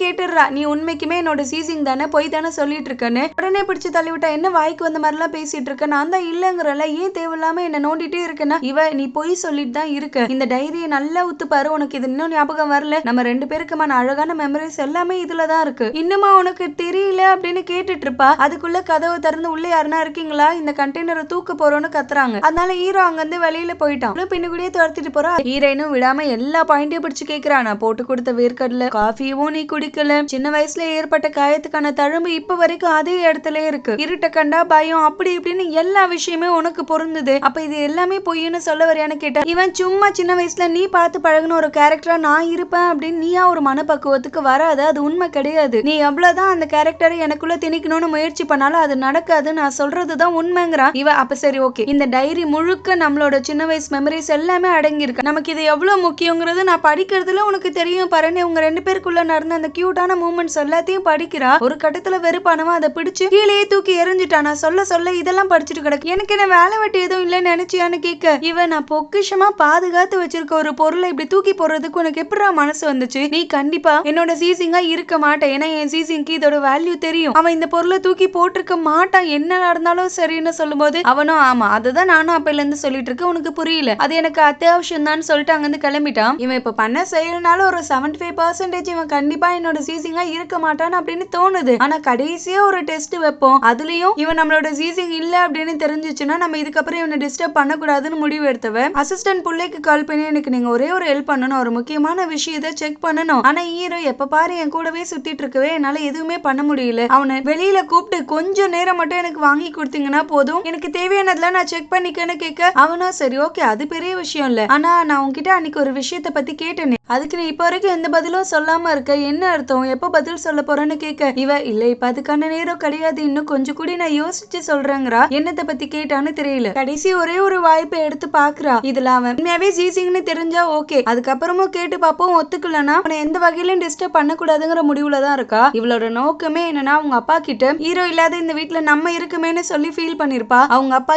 என்னைக்கு இருந்தாலும் கண்டிப்பா ஒரு நாள் இல்லைன்னா ஒரு நாள் சீசிங் நம்ம வீட்டுக்கு வருவான், அப்ப இந்த வீட்டை நீ அவங்கிட்ட ஒப்படைச்சிடணும், அவனுக்காக நம்ம இதை பாத்துக்காத்துட்டு தான் இருக்குமே கண்ணி, நம்மளுக்கு இது கிடையாது அப்படின்னு அப்பயே சொல்லியிருக்காரு. இவர் நல்லவரா கெட்டவராங்கிறது இப்ப வரைக்கும் ஒரு கொஸ்டின் மார்க்கா தான் போயிட்டு இருக்கு, போக போக பாக்கலாம். ஹீரோவையும் கூப்பிட்டு இவன் பாட்டு கதையா அளந்துட்டு இருக்கான். இவன் ரொம்ப நேரம் பேசிட்டு இருக்கிறதுல ஹீரோக்கு தெரிஞ்சு போச்சு இதுக்கு பின்னாடி வேற ஏதோ காரணம் இருக்கு, இல்லன்னா சம்மந்தம் இல்லாம இது ஏன் நம்மள கூப்பிட்டு வச்சு பேசிட்டு இருக்குன்னு. ஆனா இன்னொரு புறத்துல ஹீரோயின் அவளால முடிஞ்ச அளவுக்கு சின்ன சின்ன க்ளூவை கண்டுபிடிச்சிருக்கா. இவன் ஜீசிங் அப்படிங்கிறதுக்கான க்ளூ இல்ல, அவங்க அவங்க அப்பா இறப்புக்கு முன்னாடி ஹீரோ அந்த கம்பெனில இருக்க நிறைய பேருக்கு காசு பே பண்ணிருக்கான். அதுக்கான டாக்குமெண்ட்ஸ் தான் கண்டுபிடிச்சிருக்கா. இங்க அசிஸ்டன்ட் போலியோ இங்க பாருப்பா அவங்க என்கேஜ்மெண்ட் கூட முடிஞ்சு போச்சு. இதுக்கப்புறமா எதுக்கு தேவையில்லாம அவ வழியில நீ தலையிட்டு இருக்க? அன்னைக்கு நான் வந்தது கூட அவளே என்கிட்ட ஒரு கிஃப்ட் கேட்டிருந்தா அதை வாங்கிட்டு வந்து கொடுக்கறதுக்கு தான் வந்தேன். நீ தான் ஏதோ தப்பா புரிஞ்சுக்கிட்ட. ஆனா இப்ப அவளுக்கே என்ன பிடிச்சிருக்குங்கிறப்ப நீ விட்டு விலகிறது நல்லது. ஒரு ஜென்டில்மேன் அக்ரிமெண்ட் போட்டுப்பமேன்னு கேட்க ஹீரோ இந்த விஷயம் எல்லாத்தையுமே அவ வாயால சொல்லட்டும். அவளுக்கு நான் அவளை டிஸ்டர்ப் பண்றது பிரச்சனையா இருந்தா என்கிட்ட சொல்லுவா. நீ உன் வேலையை பாரு. உன் பேச்சுல எல்லாம் எனக்கு நம்பிக்கை இல்லைன்னு சொல்லிட்டு அங்க வந்து கிளம்பிட்டான். ஹீரோ இப்ப தங்கிட்டு இருக்க ரூம்ல இவளுக்கு பெருசா எந்த க்ளூவும் கிடைக்கல. இன்னொரு ரூம் இருக்கு பக்கத்துல. அப்ப அந்த ரூம்ல எதனா இருக்குமா அப்படின்னு கதவை திறக்கலான்னு முற்படுவா. அதுக்குள்ள ஹீரோ வந்துட்டான். அவளை தடுத்து கூட்டிட்டு வந்தவன் அந்த ரூம்குள்ள நீ போக கூடாது, உனக்கு அதுக்கு பெர்மிஷன் இல்லன்னு சொல்லுவான். இவ்வளவு நான் அந்த ரூம்க்கு போக கூடாதுன்னு இவ்வளவு நீ தடுக்கிறீனா அப்ப அந்த ரூம்குள்ள ஏதோ ஒண்ணு ஒளிச்சு வச்சிருக்கேன்னு அர்த்தம். அது என்னன்னு நான் கண்டுபிடிச்சே ஆகணும்னு ஹீரோக்கு பயங்கரமா கோவம் வந்துருச்சு.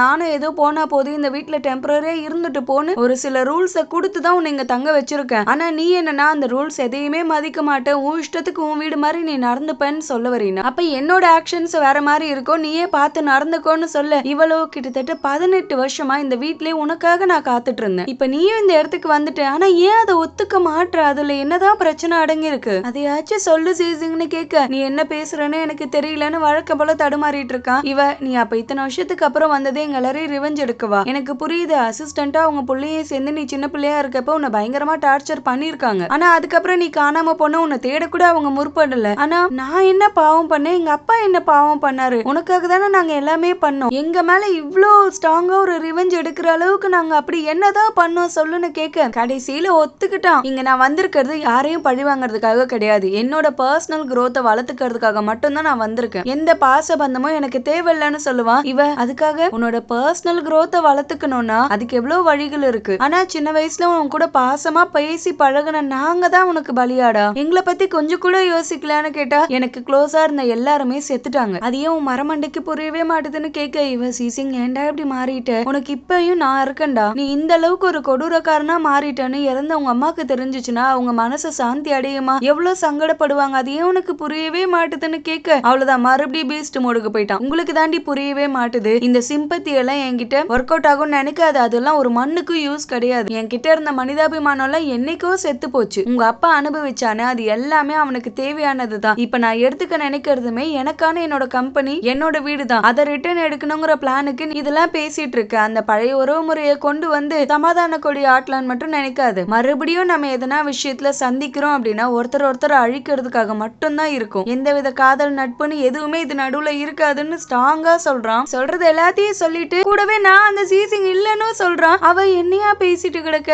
நீ சீசிங் இல்லன்னா அப்ப என்னையா அந்த ரூம்குள்ள விட மாட்ற? அந்த ரூம்குள்ள என்ன இருக்குன்னு நான் பார்த்து கண்டுபிடிச்சிடணுங்கிற பயம் தானே உனக்குன்னு கேட்க இந்த பைத்தியக்கார பையலோ நீ அப்பவா நான் இப்பயும் உனக்கு ப்ரூவ் பண்றேன் நான் அந்த சீசிங் கிடையாதுன்னு. அப்பயாச்சும் நீ நம்புறியா பாக்கலான்னு அங்க இழுத்துட்டு போக பார்த்தா இவ கையை உதறி விட்டா. இல்ல எனக்கு இதுக்கெல்லாம் தெம்பே இல்ல. நானும் நினைச்சிட்டு இருந்தேன் சரி ஏதாச்சும் ஒரு வகையில நீதான் என்னோட சீசிங்கா இருக்க மாட்டியா அப்படிங்கிற ஒரு ஆசையில தான் தேடிட்டு இருந்தேன். ஆனா இப்ப எல்லாமே வேஸ்ட். என்னோட சீசிங் புனிதமானவன். உன்ன மாதிரி ஒரு மான்ஸ்டர் கிடையாது. நீ அவனா இருக்க கூடாதுன்னு தான் இப்போதைக்கு என்னோட வேண்டுதலா இருக்கு. இந்த 18 வருஷம் அவனுக்காக இந்த வீட்டை நானும் பிடிச்சு வச்சு பார்த்தேன். ஆனா இதுக்கப்புறமும் அவன் வருவான் அப்படிங்கிற நம்பிக்கையில உன் கூட எல்லாம் இந்த வீட்டுல இருக்கணும்னு எனக்கு அவசியம் கிடையாது. இந்த வீட்டை நீயே வச்சுக்கோ, நான் இங்க இருந்து வெளியில போறேன்னு அசிஸ்டன்ட் அவங்க புள்ளைய போய் நம்பி அந்த இடத்துக்கு வரா. கூடவே பைத்தியக்காரி அவ பேர்ல இருக்க ஷேர்ஸ் எல்லாத்தையுமே நான் உங்களை நம்பி எழுதி கொடுக்குறேன், நீங்க அதை வச்சு என்ன பண்ணுமோ பண்ணிக்கோங்கன்னு பெர்மிஷன் கொடுத்துட்டா. உடனே இதுங்களுக்கு பயங்கர சந்தோஷமா அவளை வீட்டுக்குள்ள கூட்டிட்டு போதுங்க. ஹீரோக்கு ஹீரோயின் நினைப்பாவே இருக்கு. அவ வேலைக்கு வரலன்னதும் எங்க போனா அவ இந்த பேப்பர் ஒர்க் எல்லாம் ஒழுங்கா பண்ணாம அங்கங்க கலைஞ்சு கிடக்க அவளை ஃபர்ஸ்ட் கூப்பிடுங்கன்னு உத்தரவு கொடுக்குறான். அசிஸ்டன்ட்டோ இல்ல சார் அவங்க வேலை விட்டே நின்னுட்டாங்க, இனிமே வரமாட்டேன்னு கம்பெனில இருக்கவங்க கிட்ட சொல்லிட்டு கிளம்பிட்டாங்க, நம்ம கிட்ட கூட அவங்க வரல அப்படின்னு சொன்னதுமே இவன் கோவமா அவளை தேடி கிளம்புறான். ஹீரோயின் ஷேர்ஸ் மட்டும் வந்தா போதாது, மத்த ஷேர் ஹோல்டர்ஸோட ஷேர்ஸையும் வாங்குறதுக்காக எல்லாருக்கூடயும் ஒரு மீட்டிங்க செட் பண்ணி வச்சிருக்காங்க. ஹீரோயினும் கூட்டு வந்திருக்காங்க. ஹீரோயின் தான் கேக்குறா இந்த வாட்டியாச்சு ஏமாத்தாம எங்க அப்பாக்கு கொடுத்த அதே சப்போர்ட்டை எனக்கும் கொடுங்கன்னு. அவங்களும் சரி சரின்னு தலையாட்டிட்டு கூடவே இவளை குடிக்க சொல்றாங்க. ஹீரோயின் குடிக்கலான்னு போகும்போது ஹீரோ வந்து தடுத்துட்டான். அவகிட்ட தான் ஜிபிஎஸ் வாட்ச கொடுத்து விட்டுருக்கானே அதை வச்சுதான் வந்திருக்கான். அந்த கிளாஸ புடுங்கி என்னோட ஃபியான்சி உங்க எல்லாரும் கூட உட்காந்து குடிக்கிறதுல எனக்கு விருப்பம் இல்ல, அதனால அவளுக்கு பதிலா நான் குடிக்கிறேன்னு குடிச்சிட்டு அங்க இருந்து அவளை கூட்டிட்டு கிளம்புவான். அசிஸ்டன்ட் புள்ள இது உனக்கே நியாயமா இருக்கா? நாங்க எல்லாரும் ஒரு பார்ட்டில இருக்கோம், நீ எப்படி தேவையில்லாம அவங்கள கூட்டிட்டு போவ? அதுவும் இல்லாம உங்க என்கேஜ்மெண்ட் தான் நின்னு போச்சு, அப்புறம் எப்படி அந்த பொண்ணு உனக்கு ஃபியான்சி ஆகும்னு கேட்க ஹீரோவோ நான் என் வாயை திறந்து சொன்னேன் எனக்கு என்கேஜ்மெண்ட் நின்றுச்சுன்னு. நான் எதுலயுமே சொல்லவே இல்லை, அவங்களா இஷ்டத்துக்கு நியூஸ் எழுதுனாங்கன்னா நான் பொறுப்பா? இப்ப வரைக்கும் என்னோட ஃபியான்சி மேல எனக்கு நம்பிக்கை இருக்கு, யாரு என்ன வீடியோ போட்டாலும் எனக்கு பிரச்சனை இல்லைன்னு சொல்லி அவளை அங்கிருந்து கூட்டு வரான். வெளில கூட்டிட்டு வந்தது இவ கத்திட்டு இருக்கா. இவனும் உனக்கு மூளை இருக்கா இல்லையா, அவன் ஒரு ஆளுன்னு அவன் கூட போய் குடிக்க வந்திருக்க, குடிச்சுப்புட்டு அதுக்கப்புறம் உன்னை அரெஸ்ட் பண்ணானே நீ என்ன பண்ணுவேன்னு கேட்க இவ்வளோ கையே சிக்னல் காமிக்கிறா. அப்ப நீ மட்டும் இப்ப என்ன பண்ணிட்டு இருக்கன்னு அவனே புரிஞ்சுக்கிட்டு, இல்ல உனக்கு புரியல, அவன் ஒரு தப்பான ஆளு, நீ நினைக்கிறியா உன்னோட நலன் கருதி அவன் உன்னை இந்த இடத்துக்கு கூட்டு வந்திருக்கான்னு. அங்க இருக்க ஆளுங்களுமே கொஞ்சம் தப்பானவங்க தான், ப்ளீஸ் தயவு செஞ்சு புரிஞ்சுக்கோ. அவங்க எல்லாருமே ஒரு பிசினஸ் நோக்கத்தோட தான் பண்ணிட்டு இருக்காங்க. இங்க இருக்கிறது உனக்கு சேஃப் இல்லைன்னு சொன்னா புரிஞ்சுக்க மாட்டா. பிசினஸ் நோக்கத்தோடவே இருக்கட்டுமே, ஏன்னா என் மனசுல இப்போதைக்கு எந்த ஃபீலிங்ஸ்க்குமே இடம் இல்ல, அதனால நான் இப்படியே இருந்துட்டு போறேங்கிறா. இவன் உனக்கு பிசினஸ் ஆஃபர் தானே வேணும், நான் உனக்கு கொடுக்குறேன், உனக்கு என்ன மாதிரி டீல் பிடிக்குதோ எல்லாமே எனக்கு ஓகே தான். ஆனா என்ன விட்டுட்டு வேற யாரு கூடனா டீல் பேசி நீ போற அப்படின்னா நீ என்னோட எனிமி லிஸ்ட்ல சேர்ந்துருவ, பரவாயில்லையான்னு கேட்க, நான் எப்பயோ உன்னோட எனிமி ஆகிட்டேன், நம்ம என்னைக்குமே ஃப்ரெண்ட்ஸ் கூட கிடையாது, எனிமீஸ் மட்டும் தான், உன் கூட எனக்கு பிசினஸ் கூட வச்சுக்க வேண்டான்னு சொல்லிட்டு அங்கிருந்து கிளம்பிட்டா. ஏத்துக்க முடியல, அவ்வளவுதான், கம்ப்ளீட்டா அவளை இழந்துட்டோம் அப்படிங்கறது அவனுக்கே உணருது. யோசிச்சு யோசிச்சு மொடா குடியா குடிச்சிட்டு கிடக்கான். அவ எவ்வளவோ உனக்கு வாய்ப்பு கொடுத்து அது எல்லாத்தையும் நீயே இழந்துட்ட. உங்க அம்மாக்காக நீ ரிவெஞ்ச் எடுக்கிறேன்னு போய் ரிவெஞ்ச் எடுக்க வேண்டியவங்களை விட்டுட்டு இவளை போட்டு டார்ச்சர் பண்ண அவ எப்படி இருப்பா? 18 வருஷம் உனக்காக காத்திருந்த ஒருத்தைய போய் இப்படி தண்டிச்சுட்டு இதுக்கப்புறம் நீங்க ஒண்ணு சேர்றதுக்கு வாய்ப்பே இல்ல. என் மனசுக்குள்ள பழி வாங்கணும்னு இருந்த வெறியே உன் மேல நான் வச்சிருந்த காதலையும் என்ன மறக்க வச்சிருச்சு. இது நானா எனக்காக வெட்டிக்கிட்ட குழி, வேற யாரையும் இதுல நான் குத்தங்குறை சொல்லவே முடியாதுன்னு அவனே உணர்ந்துட்டான். அடுத்த நாள் ஹீரோ கம்பெனில இருந்த ஒரு மேனேஜர் வேற பணம் எல்லாத்தையும் கையாடல் பண்ணிட்டு ஆள் அட்ரஸே தெரியாம ஓடிட்டான். இது எல்லாமே இந்த அசிஸ்டண்டோட வேலை தான். அவங்க புள்ள கிட்ட நம்ம சொன்ன மாதிரியே அந்த எல்லா வேலையும் முடிச்சுட்டான். சீக்கிரமே ஒரு போட்டை ஏற்பாடு பண்ணி இந்த இடத்தை விட்டு அந்த எஸ்கேப் பண்ணி ஆகணும். ஏன்னா அப்பதான் ஹீரோவால இந்த விஷயத்துல ஜெயிக்க முடியாது. அதை ஒரு சாக்கா வச்சு அவன் அந்த சேர்மன் பதவியில இருந்து சீக்கிரமே நம்ம கீழே இறக்கிடலாம். கூடவே ஆப்போசிட் கம்பெனியை சேர்ந்தவரோட பொண்ணு இவங்களுக்கு ரொம்ப நல்லா தெரியுமா, அந்த மனுஷனே 20 வருஷம் பழக்கமா, அவரோட பொண்ணை கரெக்ட் பண்ணி நீ கல்யாணம் பண்ணிட்டீன்னா நம்ம பண ரீதியிலயும் சரி பவர் ரீதியிலயும் சரி ரொம்ப பெரிய ஆட்களா மாறிடுவோம். அதை எப்படின்னா நீ தான் பண்ணணும்னு ஐடியா கொடுக்குறாங்க. இவனும் அம்மா அப்ப நம்ம வீட்டுல இருக்காளே அவளை என்ன பண்றதுன்னு ஹீரோயினை கேட்கிறான். இவள அதான் அதோட ஷேர்ஸ் எல்லாத்தையும் நம்ம கிட்ட எழுதி கொடுத்துட்டு இதுக்கு மேல அது ஒரு மண்ணுக்கு யூஸ் கிடையாதுதான். ஆனாலும் ஏன் வீட்டுல வச்சிருக்கோம்னா ஹீரோ ஒரே ஒரு விஷயத்துல மட்டும் தான் அஃபெக்ட் ஆகுறான், அது ஹீரோயின். அவன் நம்மளுக்கு எதிராக எழுந்து நிக்கும் போதெல்லாம் இவளை நம்ம யூஸ் பண்ணோம்னா அவனை மறுபடியும் கீழே தள்ளுறதுக்கு வசதியா இருக்கும். அதுக்கான ஏற்பாடுகளை நான் பாத்துக்கிறேன், அந்த பொண்ணு எப்படி கரெக்ட் பண்றதுன்னு மட்டும் நீ வேலையை பாருன்னு சொல்றாங்க. ஹீரோயின் ஹீரோட கம்பெனிக்கு வந்திருக்கா.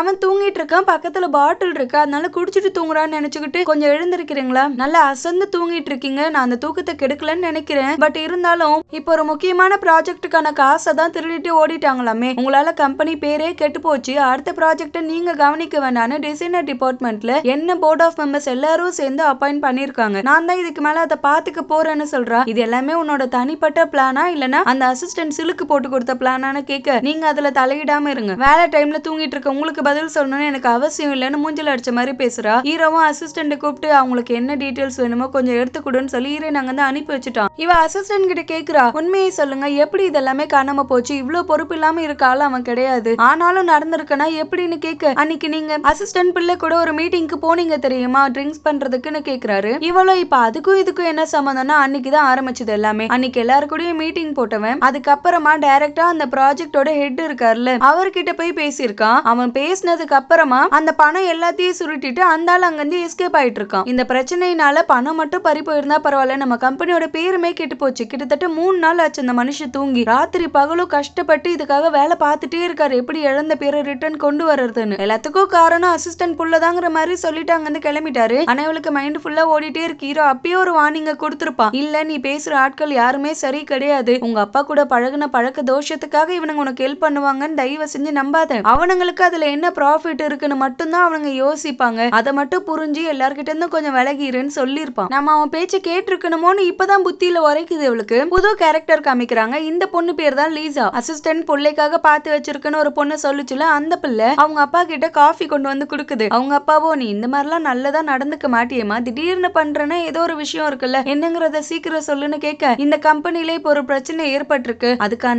பணத்தை நம்ம செட்டில் பண்ணலாமான்னு கேக்குறா. ஏமா 1 பில்லியன்மா, அது அவ்வளவு கம்மி அமௌண்ட் கிடையாது, அவ்வளவு பெரிய பணத்தை நம்ம எதுக்கு கொண்டு போய் இதுல இன்வெஸ்ட் பண்ணணும், அது ரிஸ்க்னு எனக்கு தோணுது. அசிஸ்டன்ட் அவங்க புள்ளைய பத்தி சொன்னாங்கம்மா, அவனுக்கு மேல ரொம்பவே இன்ட்ரெஸ்ட் இருக்கா, உனக்கு அவனை பிடிச்சிருக்கா என்னன்னு கேட்க, இவ்வளோ ஐயோ எனக்கு அவனெல்லாம் பிடிக்கல, இந்த பையனை பாருங்கன்னு கீழவே ஹீரோட போட்டோ இருக்கு, அதை காமிக்கிறா. நான் தான் சொல்லியிருந்தேன் இந்த பையனுக்கு ஒரு பழைய ஃப்ரெண்டு, அப்ராட்ல கூட நாங்க 2 பேரும் ஒன்னா மீட் பண்ணிருக்கோன்னு, நீங்க என்ன நினைக்கிறீங்கன்னு கேட்க, அவங்க அப்பாவோ, இந்த மாதிரி ஒரு பையன் கிடைக்கிறதுனா 1 பில்லியன் என்னமா 3 பில்லியனே நம்ம இன்வெஸ்ட் பண்ணலாம், ஏன்னா இவன்லாம் மருமகனா இருக்கிறதுக்கு நான் கொடுத்து வச்சிருக்கணும், கண்டிப்பா நான் நான் இன்வெஸ்ட் பண்றேன் அப்படின்னு ஒத்துக்கிட்டாரு. ஆனாலும் இழுக்கிறாரு. ஏன்னா அசிஸ்டன்ட் அந்த விஷயத்துல மட்டும் தலையிடாதீங்க, அவன் ஒரு மோசமானவன்ற மாதிரி ஏதோ சொல்லி விட்டுருக்கா. அதை சொல்ல இவ்வளோ அப்பா இப்படிலாம் பண்ணக்கூடாதுப்பா, சக்சஸ் நோக்கி யார் போறாங்களோ அவங்களுக்கு ஹெல்ப் பண்றதா நம்ம கடமை, நீங்க பண்றேன்னு சொல்லிட்டீங்க, அப்ப நீங்க கண்டிப்பா பண்ணிதான் ஆகணும்னு கேட்க அவரும் ஓகே சொல்லிட்டாரு. அந்த பணத்தை திருடி வச்சிருக்கவன இவங்க தான் சேஃபா மறைச்சு வச்சிருக்காங்க, சீக்கிரமே அவனை போட் ஏத்தி எங்கன்னா அனுப்பி வைக்கணும்னு. அதுக்கான ஏற்பாடெல்லாம் நான் பண்ணிட்டேமா, நாளைக்கு அவர் கிளம்பிடுவாருன்றான். அம்மா கறி பதறா, ஏன்டா வீட்டுல இருக்கும்போது இதை பத்தி பேசாதரா, ஹீரோயின் காதுல விழுந்துற போதுன்னு. நம்ம என்ன பேசுறோம்னு கூட அவளுக்கு புரியாது, அவளை நினைச்செல்லாம் பயப்பட வேண்டிய அவசியமும் இல்லன்னு ரொம்ப நக்கலா பேசுறான். லீசா கிட்ட பேச சொன்னேடா, பேசுனியா, நல்லா ஞாபகம் வச்சுக்கோ, பல பில்லியனுக்கு சொந்தக்காரியாவ, அவங்க அப்பாவோட பிசினஸே அவ தான் ரன் பண்ணிட்டு இருக்கா. நீங்க 2 பேர் கனெக்ட் ஆனீங்கன்னா ஹீரோலாம் நிக்க முடியாது, அசால்ட்டா தட்டி தூக்கிடுவாடா, அவளை உன் கைக்குள்ள போட்டுக்கோனதுக்கு நான் மெசேஜ் அமிச்சோமா, ஆனா அந்த பொண்ணு மதிக்கவே இல்ல. நான் என்ன பண்ணட்டோன்னு கேக்குறான். அதுக்கு அவ ஐடியா கொடுத்துட்டு இருக்கும்போது ஹீரோயின் அந்த இடத்துல தான் நின்று எல்லாத்தையும் ஒட்டு கேட்டுட்டு இருக்கா. இப்ப இவங்களோட சுயரூபம் இவளுக்கு கொஞ்சம் கொஞ்சமா தெரிய ஆரம்பிச்சிருச்சு. இது உண்மையா பொய்யா தெரியல, ஆனா ஹீரோ கிட்ட இந்த விஷயத்த சொல்லி ஆகணும்னு வரா. அதுக்குள்ள லீசா ஹீரோவை பார்த்து ஓடி வந்து அணைச்சுக்கிட்டா, உன்னை பார்த்து எவ்வளவு நாள் ஆகுதுரா, எப்படி இருக்குன்னு. அப்பதான் அந்த பக்கமா வர ஹீரோயின் இவங்கள பார்த்தும் பார்க்காத மாதிரி கடந்து போலான்னு பார்த்தா ஹீரோவே கூப்பிடுறான். லீசா நான் உங்க பாஸோட கேர்ள் ஃப்ரெண்ட்னு இன்ட்ரோடியூஸ் பண்ணிக்கிறா. ஹீரோயினும் நக்கல் பிடிச்சவ, நான் உங்க பாய் ஃப்ரெண்டோட எக்ஸ் ஃபியான்சின்னு இன்ட்ரோடியூஸ் ஆகிக்கிறா. அவளோ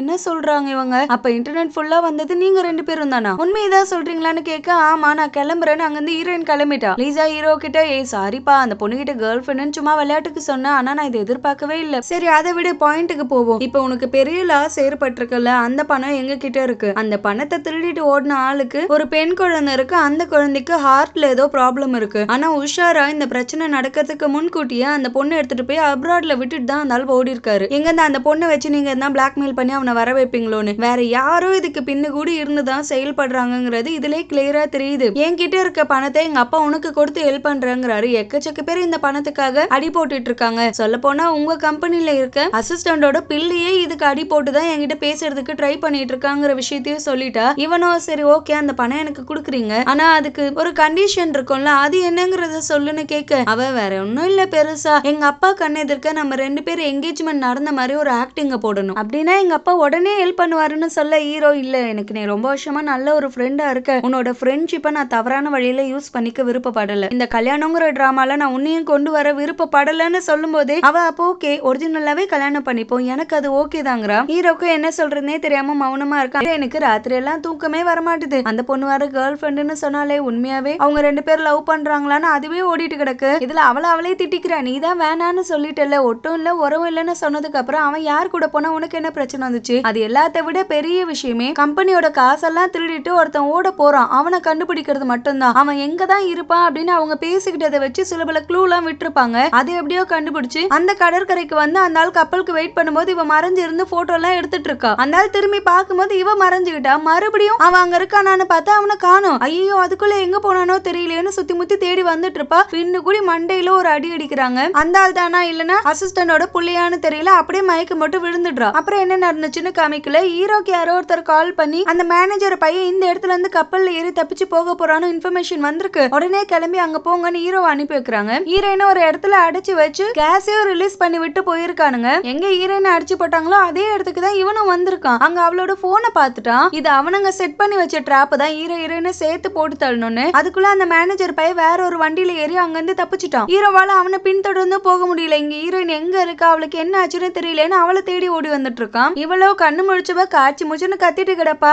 வேற ஏதோ கேஸ் வேற ரிலீஸ் பண்ணி விட்டு போயிருக்கானுங்கல்ல, இன்னும் அதிகமா இவ கத்த அதை உள்ள இழுத்துக்கிட்டே இருக்கா. ஒரு கட்டத்துல அவளால சுத்தமா முடியாம ஆகிடுது. எல்லா இடத்துலயும் தேடின ஹீரோக்கு இவ கத்தன சத்தம் கேட்டு அந்த ரூமை உடைச்சு உள்ள வந்து பாக்குற. இவ கம்ப்ளீட்டா மயக்கமாகிட்டா. இந்த மயக்க நிறையில கூட ஜீசிங்னு அவனோட பேரை தான் சொல்லிட்டு இருக்கா. ஹீரோவோ ஐயோ உன்னோட ஜீசிங் தாண்டி வந்திருக்கேன், தயவு செஞ்சு கண்ணை தர, முன்கூட்டியே நான் சொல்லியிருக்கணும், எல்லாமே என்னோட தப்பு தான், இதுக்கு மேல ரிவெஞ்ச் ஆச்சு மண்ணாச்சு, நான் உன்னோட ஜீசிங்கா கடைசி வரைக்கும் இருந்தா மட்டுமே போதும், நீ கண்ணமொழிங்கிறா. ஆனா அவ சுத்தமா அதுக்கெல்லாம் ரெஸ்பான்ஸே பண்ண மாட்டான்னு பயந்துகிட்டு ஹாஸ்பிட்டல கொண்டு வந்து சேர்த்து வச்சுட்டான். பக்கத்துலயே வெயிட் பண்ணிட்டு இருக்கான் எப்ப கண்ணு முழிப்பான்னு. கண்ணு முழிச்சதும் மறுபடியும் பதறான். உன்னால மூச்சு விட முடியுதுல, உன் கைக்கு எதுவும் ஆகல, காலுக்கு எதுவும் ஆகலன்னு. அந்த நிலையில கூட நீ ஜீசிங் தானே அப்படின்னு தான் கேக்குறா. இந்த வாட்டி கண்ணு முழிச்சதும் வழக்கம் போல மழுப்புற மாதிரி மழுப்பாம ஆமா உன்னோட ஜீசிங் தானு சொன்னதும் ஆசையா இழுத்து அணைச்சிக்கிறா. இப்பயும் சண்டை போடாம நல்லபடியா ஒண்ணு சேர்ந்துட்டாங்களே. ஹீரோட போர்ட் ஆஃப் மெம்பர்ஸ்ல பிளானே சொல்லிட்டாங்களாம். 3 நாளுக்குள்ள ஹீரோ இழந்த பணத்தை ரிட்டர்ன் கொண்டு வரணும், அந்த ஆள் ஓடி போனவனை கண்டுபிடிச்சு. அப்படி கொண்டு வர முடியலன்னா இவனுமே சேர்மனா இருக்க கூடாது, அடுத்த எலெக்ஷன் வச்சு யார் அவங்களுக்கு தேவைப்படுதோ அவங்களுக்கு ஓட்டு போட்டுக்கலான்ற மாதிரி எல்லாரும் ஒரு முடிவுக்கு வந்துட்டாங்க. நம்ம இப்ப என்னதான் பண்ண போறோம்? அவனும் எஸ்கேப் ஆகிட்டான். அவ்வளவுதான், நான் எல்லாமே முடிஞ்சிருச்சா அப்படின்னு இவனோட அசிஸ்டன்ட் கேட்க ஹீரோவோ இல்ல நான் இதை பத்தி நாளைக்கு வந்து பேசுறேன், இப்ப பேச முடியாதுங்கிறான். ஏன்னா ஹீரோயின் அப்பதான் அங்க வரா. இவ்வளவு பயந்துட்டே வந்து என்ன ஆச்சு, எதுனா பெரிய பிரச்சனைனா? இவன் ரொம்ப பெரிய பிரச்சனையில நம்ம மாட்டிக்கிட்டோம், வேற ஒண்ணும் இல்ல, இனிமே நீ எதிர்பார்க்கிற மாதிரி அந்த பழைய சைக்கோ வரமாட்டானே, உன் எதிர்க்க நான் ஒரு பொட்டி பாம்பா அடங்கி போயிடுவனே, அதை நினைச்சுதான் ஃபீல் பண்ணிட்டு இருக்கேன்னு இவன் உன் நடிப்புக்கு ஆஸ்காரே கொடுக்கலாம். என்ன ஆச்சு, நான் எதனா ஹெல்ப் பண்ணுமான்னு கேட்க ஹீரோ நான் நீ சின்ன வயசுல ஹெல்ப் பண்ணல, அந்த சீசிங் கிடையாதுடாமா, அதை கொஞ்சம் ஞாபகம் வச்சுக்கோ. இப்ப என்னால எல்லா விஷயத்தையுமே தனியா ஹேண்டில் பண்ண முடியும். என்ன பிரச்சனை வந்தாலும் சரி நான் பாத்துக்கிறேன். நீ இந்த மாதிரி எனக்கு ஹெல்ப் பண்றங்கிற பேர்ல போயிட்டு பிரச்சனையில சிக்கிக்காத, அது மட்டும் தான் எனக்கு வேணும்னு கேட்க இவ்வளவு சரி ஓகே இனிமே நீ சொல்ற மாதிரியே நான் நடந்துக்கிறேன்னு வாக்குறுதி கொடுக்குறா. எப்பயுமே அவளை ஃபோர்ஸ் பண்ணி அவ விருப்பம் இல்லாம கிஸ் கொடுக்கறவன் இன்னைக்கு ஒரு லவ்வோட கொடுக்கறதுக்கே தயக்கம் காமிக்கிறான். அவளுக்கு எங்க அந்த விஷயங்கள் நினைவுக்கு வந்துருமோன்னு. ஆனா அதை புரிஞ்சுக்கிட்டு ஹீரோயினே அவனை கிஸ் பண்றான். அசிஸ்டன்ட் வேலையை பார்க்க ஆரம்பிச்சுட்டா. நம்ம கம்பெனிக்கு ரொம்ப பெரிய நஷ்டத்தை ஹீரோ கொண்டு வந்துட்டான். இதுக்கப்புறமும் அவனை நம்ம சேர்மேனுங்கிற இடத்துல வைக்கணுமா வேணாமாங்கிறத நீங்க தான் முடிவு எடுக்கணும். ஆனா எனக்கு இதுல சுத்தமா விருப்பமே இல்லைன்னு இன்னும் டீட்டெயிலா எடுத்து சொன்னதுமே அங்க இருக்கவங்களுக்கே இப்ப ஹீரோ மேல ஒரு டவுட் வருது. ஹீரோவும் பாவம் அந்த பொண்ணு எனக்கு கல்யாணம் பண்ணிக்கிறேன்னு ஒரு வார்த்தை சொல்லுன்னு கேட்டா அதுக்கு இவன் ஓகே சொல்லியிருந்தான்னா இந்நேரத்துக்கு இவனுக்கு அந்த ப்ராஜெக்ட் வந்திருக்கும். சாரி பணத்தை இன்வெஸ்ட் பண்ணிருப்பாங்க. ஆனா இவன் நோன்னு சொன்ன காரணத்தினால அவங்க கிட்ட இருந்து இன்வெஸ்ட்மெண்ட் வாங்க முடியல. இவனும் எல்லா இடத்துலயும் கால் பண்ணி ட்ரை பண்ணி பாக்குறான். நிறைய பேர் இல்லங்கிறாங்க. உதவி பண்ணணும்னு ட்ரை பண்றவங்களையும் கால் பண்ணி மிரட்டி இருக்கா இந்த அசிஸ்டன்ட். பண்ணக்கூடாதுன்னா அதனால எனக்கும் என்ன பண்றதுனே புரியல, எல்லாரையும் பகைச்சுக்கிட்டு நான் உனக்கு ஹெல்ப் பண்ணி என்னோட பிசினஸும் அதனால கெட்டு போறதுக்கு வாய்ப்பு இருக்கு, என்ன மன்னிச்சிருப்பான்னு நியாயமாவே ஹீரோக்கு சொல்றாங்க. ஆனாலும் அவனுக்கு இப்ப என்ன பண்றதுனே தெரியல. ஒரு பச்சோந்தி இருப்பான்ல, இவங்க காசு கொடுத்தா இவங்களுக்கு பேசுறது, அவங்களுக்கு காசு கொடுத்தா அவங்க பேசுறதுன்னு. அவனுக்கு தான் அசிஸ்டன்ட் சிக்னல் தரா பேச ஆரம்பின்னு. அவனும் இங்க பாருங்க நம்ம எல்லாருமே புதுசா வந்திருக்காரு, அவர் எல்லாத்தையும் கரெக்டா பண்ணுவாருன்னு முழு மனசோட தான் அவர் கோட்டு போட்டோம். ஆனா அவர் பாருங்க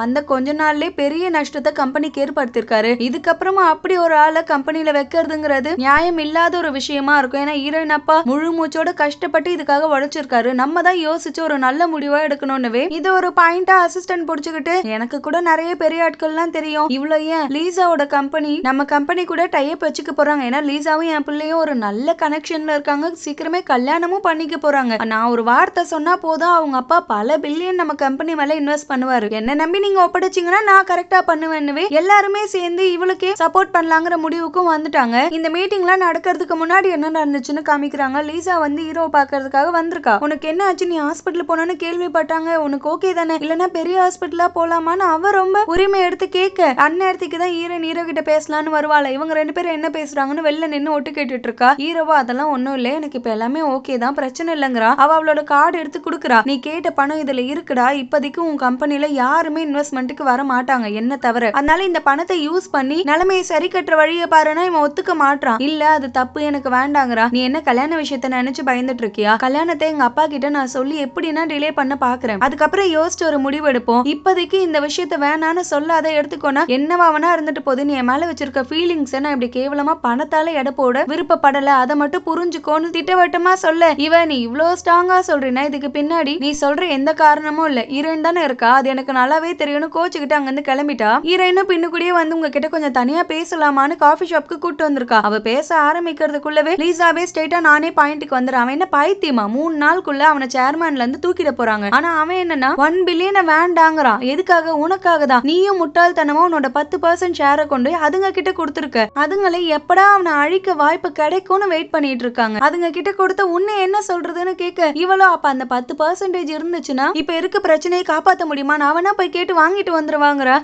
நான் சொல்லும் போது நம்பல, ஆனா இப்ப நானே பாக்குறேன் நீ சரியான முட்டாள் தான். நீ போய் கேட்டதுமே இந்தம்மா நீ கொடுத்தது எங்களுக்கு வேணான்னு கொடுத்துருவாங்கன்னு நினைக்கிறியா? நீ ₹1 கீழே போட்டு வந்துட்டு மறுபடியும் அதை கேட்டாலே கொடுக்க மாட்டாங்க. இதெல்லாம் வாய்ப்பே கிடையாது. நானும் அவனோட சின்ன வயசு கதை எல்லாமே கேட்டிருக்கேன். அவனுக்கு என்ன வேணும், அவன் எதுக்காக இந்த இடத்துல இருக்கான்னு எல்லாமே எனக்கு தெரியும். ஆனா உன்னால இப்ப எல்லாமே தடைப்படுது. இப்பயும் சொல்லிட்டேன், என் ஒரு ஆளால மட்டும்தான் அவனுக்கு ஹெல்ப் பண்ண முடியும். நீயா மனசு வச்சுனா இந்த இடத்த விட்டு விலகிடு. உன்னால அவன் இன்னும் தான் காயப்படுவான், ஏன் புரிஞ்சுக்க மாட்டான்னு கேட்க நான் அவனை விட்டு போக மாட்டேன். அவன் என்னோட சீசிங், நான் யாருக்கும் விட்டு தர மாட்டேன். அவனுக்காக நான் 18 வருஷம் காத்துட்டு இருந்திருக்கேன். எனக்காக தான் அவன் ரிட்டர்ன் வந்திருக்கான்னு சொல்ல உனக்கு இப்போ வரைக்கும் நான் சொல்ல வர்றதே புரியல. இப்ப அவன் எதுக்காக வேற ஒரு நேம்ல இந்த இடத்துக்கு வந்திருக்கான்னு நினைக்கிறேன். எல்லாத்துக்கும் காரணம் உங்க அப்பா தான். அவன் கண் எதிர்க்கவே அவங்க அம்மாவே கொண்டிருக்காரு. இதுக்கப்புறமும் உனக்கு புரியலன்னா உன்கிட்ட சொல்லியும் வேஸ்ட்னு சொல்லிட்டு அவ அங்கிருந்து கிளம்பிட்டா. அவங்க அம்மா போட்டோவை பார்த்து அழுதுட்டு இருக்கா. அவங்க சொன்னது எல்லாமே அப்ப உண்மைனா நான் எப்படி மறுபடியும் ஹீரோவை பார்ப்பேன்? அவனை என்னால ஃபேஸ் பண்ணவே முடியாது. இத்தனை வருஷம் அவன் அனுபவிச்ச எல்லா கஷ்டத்துக்கும் மறைமுகமா நானும் தான் காரணம்னா ஏன் என் கண் எதிர்க்க அவனை காட்டணும்? எங்களையும் ஒண்ணு சேர்த்து வைக்கணும். நான் இப்ப என்னதான் பண்ணட்டோன்னு தெரியலையேன்னு பாவம் ரொம்ப ஃபீல் பண்ணிட்டு இருக்கா. இதுக்கப்புறம் இவன் கூட இருந்து இவன் வாழ்க்கையும் அழிக்க வேண்டான்னு அவனை விட்டுட்டே போயிட்டா. அசிஸ்டன்ட்டும் வந்து சொல்றான், எல்லா இடத்துலயும் தேடி பார்த்தது சார், அவங்களை எங்கேயுமே காணும், எங்க போனாங்கன்னே தெரியலன்னு. இவனா கால் பண்ணி பார்த்தா சுவிட்ச் ஆஃப்னே வருது. வீட்டுக்கு வந்து பார்த்தா லெட்டர் எழுதி வச்சிருக்கா. அந்த லெட்டரை கூட நார்மலா இல்லாம அவனை எந்த அளவுக்கு ஹர்ட் பண்ணுமோ அப்படி ஒரு லெட்டர் எழுதி வச்சுட்டு போயிருக்கா. நீ என்ன பண்ண அம்புட்டுக்கும் உன்னை பழி வாங்கணுங்கிறதுக்காக தான் இத்தனை நாள் நானும் சேர்ந்து நடிச்சேன். என்னோட ஷேர்ஸ் எல்லாத்தையும் அவங்க கிட்ட நான் எழுதி கொடுத்தது. அது தெரிஞ்சுக்கிட்டதுக்கு அப்புறம் ஒரு வாட்டி நீ உடைவல்ல, அதுக்காக தான். நீதான் சீசிங்கான்னு உன் பின்னாடியே சுத்திட்டு இருந்தல்ல, அதுக்கும் காரணம் உன்னோட சைல்ட்ஹுட் மெமரி எல்லாத்தையும் தூண்டி விட்டு இப்ப மிருகமா இருக்க உன்ன மறுபடியும் மனுஷனா மாத்தி விட்டு அதுக்கப்புறம் நான் எடுக்க போற ரிவெஞ்ச தாங்க முடியாம நொந்து போவல, அதுக்காகவும் தான். அந்த ஆள் பணத்தை திருட ஹெல்ப் பண்ணதும் நான் தான். அவன் தப்பிக்கிறதுக்கு உதவி பண்ணது கூட நான் தான். எல்லாமே நானும் அசிஸ்டன்ட் புள்ள அசிஸ்டன்ட்னு 3 பேரும் பிளான் பண்ணி பண்ண ஒண்ணுதான். கடைசியில என்னோட ரிவெஞ்ச் நல்லபடியா முடிஞ்சிருச்சு. இதுக்கப்புறமும் உன் கூட எதுக்கு ஒட்டிட்டு இருக்கணும் தான் நான் உன்னை விட்டே போறேன்னு எழுதியிருக்கா. அதை படிச்சதும் தாங்க முடியாம பாவம் பயங்கரமா ஃபீல் பண்ணி அழுகுறான். புள்ளக்காரனை பாக்குறதுக்கு தான் வந்திருக்கா. எனக்கு என்னோட ஷேர்ஸ் ரிட்டர்ன் வேணும்னு கேட்க, என்னமா குழந்தை மாதிரி கொடுத்த சாக்லேட் ரிட்டர்ன் கொடுன்னு கேக்குற?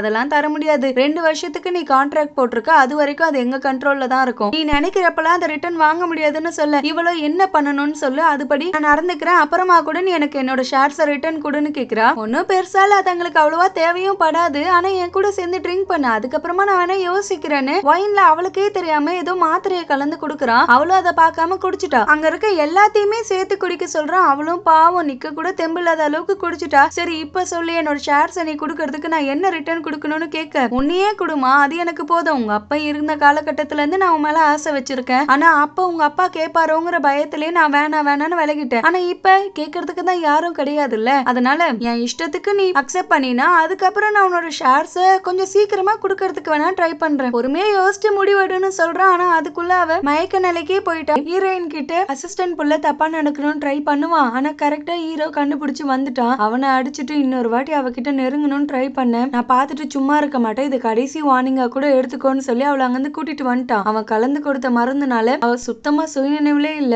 அவளை நார்மலுக்கு கொண்டுட்டு வரணும்னு ஷவர்ல கொண்டு வந்து நிப்பாட்டுறான். அப்பயாச்சும் கண்ட்ரோலுக்கு வருவாளேன்னு. ஆனா 2 பேருமே கண்ட்ரோல மீறிட்டாங்க. அன்னைக்கு ராத்திரி ஒன்னாவோ நேரத்தை செலவழிச்சுட்டாங்க. அடுத்த நாள் ஹீரோ தான் அவளை கம்பெனி கிட்ட கொண்டு வந்து டிராப் பண்றான். ஆனா இப்போதைக்கு யார்கிட்டயும் சொல்லாம கொஞ்ச நாளுக்கு நம்ம தனித்தனியாவே இருப்போம், அதுதான் நம்மளுக்கு நல்லது, இல்லைன்னா தேவையில்லாத பிரச்சனை வரும்னு சொல்ல ஹீரோவும் சரி ஓகே. ஆனா மெயினா அந்த அசிஸ்டன்ட் கிட்டயும் அவங்க புள்ள கிட்ட இருந்தும் கொஞ்சம் விலகிரு, மத்ததெல்லாம் அப்புறமா பேசிக்கலாம்னு சொல்லி அவளை அங்கிருந்து அனுப்பி வைக்கிறான். அனுப்பி வச்ச கையோட ஆன்டிய பாக்குறதுக்கு தான் வந்திருக்கான். அவங்க கிட்டயும் உங்க விருப்பத்துக்கு மாறான ஹீரோயினை ரொம்ப காதலிக்கிறேன், அவளை என்னால விட்டு கொடுக்க முடியாது, அவங்க அப்பா பண்ண தப்புன்னு நினைக்கிறீங்க, ஆனா அந்த தப்புக்காக நான் அவளை எப்படி தண்டிக்க முடியும்? கிட்டத்தட்ட எனக்காக 18 வருஷம் காத்துட்டு இருந்திருக்கா, இந்த வீட்டையும் பாதுகாத்துட்டு இருந்திருக்கா, அவ எனக்காக கெட்டென்ன விதிப்பான்னு உங்களுக்கு தோணுதான்னு கேட்க, இவங்களும் ஐயோ பரவாயில்ல இருக்கட்டும் தம்பி, நீயே வந்து என்கிட்ட எல்லாம் மன்னிப்பு கேட்டுட்டு இருக்க, நான் ஏதோ பைத்தியக்காரச்சி உன்னை கஷ்டப்பட்டு வளர்த்து அவ்வளவுதானே, நீங்க இப்ப வளர்ந்து பெரிய மனுஷன் ஆகிட்டீங்களே, உங்களுக்கு நான் என்ன சொல்லி திருத்த முடியும், உங்க இஷ்டப்படி என்ன பண்ணுன்னு தோணுதோ பண்ணுங்க. அவளும் நினைக்கிறப்ப உன் கூட ஓட்டிப்பா, அப்புறம் உன்னை விட்டுட்டு ஓடுவா, இதுக்கெல்லாம் யார சொல்லி என்ன பலன் தம்பி, உங்க இஷ்டம் போல இருந்துக்கோங்கன்றாங்க. அசிஸ்டன்ட் புள்ள ஹீரோயினுக்கு கால் பண்ணி நான் பண்ண விஷயங்கள் எல்லாமே எனக்கு புரிஞ்சு போச்சு, எல்லாமே தப்பு தான், அதுக்கு உங்ககிட்ட மன்னிப்பு கேட்டு அந்த ஷேர்ஸையும் உங்ககிட்ட கொடுத்துடுறேன், இந்த இடத்துக்கு வா, அப்பதான் நம்ம நேர்ல பார்த்து பேச முடியும்னு சொல்ல, அவன் ஒரு பொய்க்காரன்னு அவன் பேச்சு இந்த பேக்கு நம்பிட்டு அந்த இடத்துக்கு போகுது. அவளை கடத்திட்டு ஹீரோ கிட்ட அந்த வீடியோவை காமிக்கிறாங்க. நாங்க கேக்குற மாதிரி நீ இந்த சேர்மன் பதவியில இருந்து விலகிட்டேன்னா ஹீரோயினை உயிரோட விடுறேன், இல்லனா நீ அவளை உயிரோட பார்க்க முடியாதுன்னு. பாவம் ஹீரோவும் வேற வழி இல்லாம சைனும் போட்டு கொடுத்துட்டான். ஹீரோயினை எப்படியோ கஷ்டப்பட்டு அந்த கை கட்ட அவுத்துட்டு அங்கிருந்து எஸ்கேப் ஆக முயற்சி பண்றா. ஆனா கால் இடறி கடலுக்குள்ளே விழுந்துடுறா. சைன் போட்டு கொடுத்ததுக்கு அப்புறம் இவ எங்க இருப்பான்னு சொல்லி அனுப்பிச்சிருப்பான் போல. ஹீரோவும் அந்த இடத்துக்கு வரான். கரெக்டா அப்பதான் இவ உள்ள விழுறா. இவனும் கூடவே குதிச்சு அவளை இப்படியோ காப்பாத்திட்டான். ஹீரோவை பார்த்துட்டு இருக்கும்போது அசிஸ்டன்ட் வந்து ஹீரோவை தனியா வெளில கூட்டு வரா. இவங்களை கடத்திட்டு போன கடத்தல்காரங்களை எப்படியோ வெளிநாட்டுக்கு அனுப்பி வச்சிடணும்னு அசிஸ்டன்ட் புள்ள பயங்கரமா பிளான் போட்டான். ஆனா நம்ம அதுக்குள்ள தடுத்து போலீஸ்ல ஒப்படைச்சிட்டோம். அடுத்து என்ன பண்ணலான்னு கேட்ட ஹீரோ, நீ இதுக்கப்புறம் என் கூட சேர்ந்து சுத்த வேண்டாம், ஹீரோயினை பத்திரமா பாத்துக்கோ, ஏன்னா அவளை கடத்துற எல்லைக்கு போனவங்க நாளை பின்ன வேற என்ன வேணா பண்றதுக்கு ரெடியா இருப்பாங்க, என்னோட உயிரை விட எனக்கு அவளோட உயிர் தான் முக்கியம்னு சொல்றான். அவனும் சரி அவங்க உங்க உயிரையும் சேர்த்துதான் எடுக்க பிளான் வச்சிருக்காங்க அப்படின்னா நீங்க கொஞ்சம் வெயிட் பண்ணலாம்ல, அவசரமா எந்த முடிவும் எடுத்துறாதீங்கன்னு ஒரு வார்னிங்க கொடுக்குறாரு. ஆனா இவன் எதையுமே கேட்கறதா இல்ல. வாழ்வோ சாவோ போராடி ஆக வேண்டிய கட்டாயத்துல இருக்கும், இப்ப புறமுதுகு காட்டி ஓடுற நிலைமையில நம்ம இல்ல அப்படின்னு சொல்றான். ஹீரோயினே இப்பதான் கண்ணு முழிக்கிறா. ஹீரோ வந்து அணைச்சிட்டு தயவு பண்ணி என்ன மன்னிச்சிரு, அந்த 10% ஷேரை உனக்கு வாங்கி கொடுத்துடணும் அப்படிங்கறதுக்காக தான் நான் போனேன், எல்லாமே என்னோட தப்பு தான், ஆனா அதுக்காக நீ என்னை விட்டு விலகி நிக்காது, அவங்கள தனியா எதிர்க்கணும்னு நினைக்காத, உனக்கு எல்லா வகையிலயும் துணை நிக்கிறதுக்காக தான் நான் இருக்கேன். எனக்காக போய் மொத்த ஷேர்ஸையும் விட்டு கொடுத்துருக்க, அந்த அளவுக்குலாம் என் உயிர் ஒர்த்து இல்லைங்கிறா. இவன் உன் உயிரோட ஒர்த்து எனக்கு மட்டும்தான் தெரியும், உனக்காக நான் என்ன வேணா பண்ணுவேன், யாரை வேணா எதிர்ப்பேன். இது எங்களுக்குள்ள கடைசியா நடக்க போற ஒரு வார். இதுலயும் நான் உன்னை இழுத்துட்டு திரிஞ்சேன்னு வச்சுக்கோ, அது உனக்கு பெரிய ஆபத்தா அமையும். நான் கண்டிப்பா சேஃபா உன்னை வந்து சேருவேன் அப்படின்னு ஒரு நம்பிக்கை கொடுக்குறான். அண்ணன் எப்ப சாவான், தின்ன எப்ப கிடைக்கும்னு காத்திருந்த புள்ளக்காரன் எல்லா போர்ட் ஆஃப் மெம்பர்ஸையும் கூப்பிட்டு, இங்க பாருங்க அவனே சைன் போட்டு கொடுத்துருக்கான், அவ்வளவுதான், எல்லா ஷேர்ஸும் இனிமே எனக்கு தான், என்ன அடுத்த சேர்மனா உடனே நியமனம் பண்ணுங்கன்னு கேக்குறான். ஹீரோ, ஏன்டா உனக்கு பொறுமையே இல்லையா,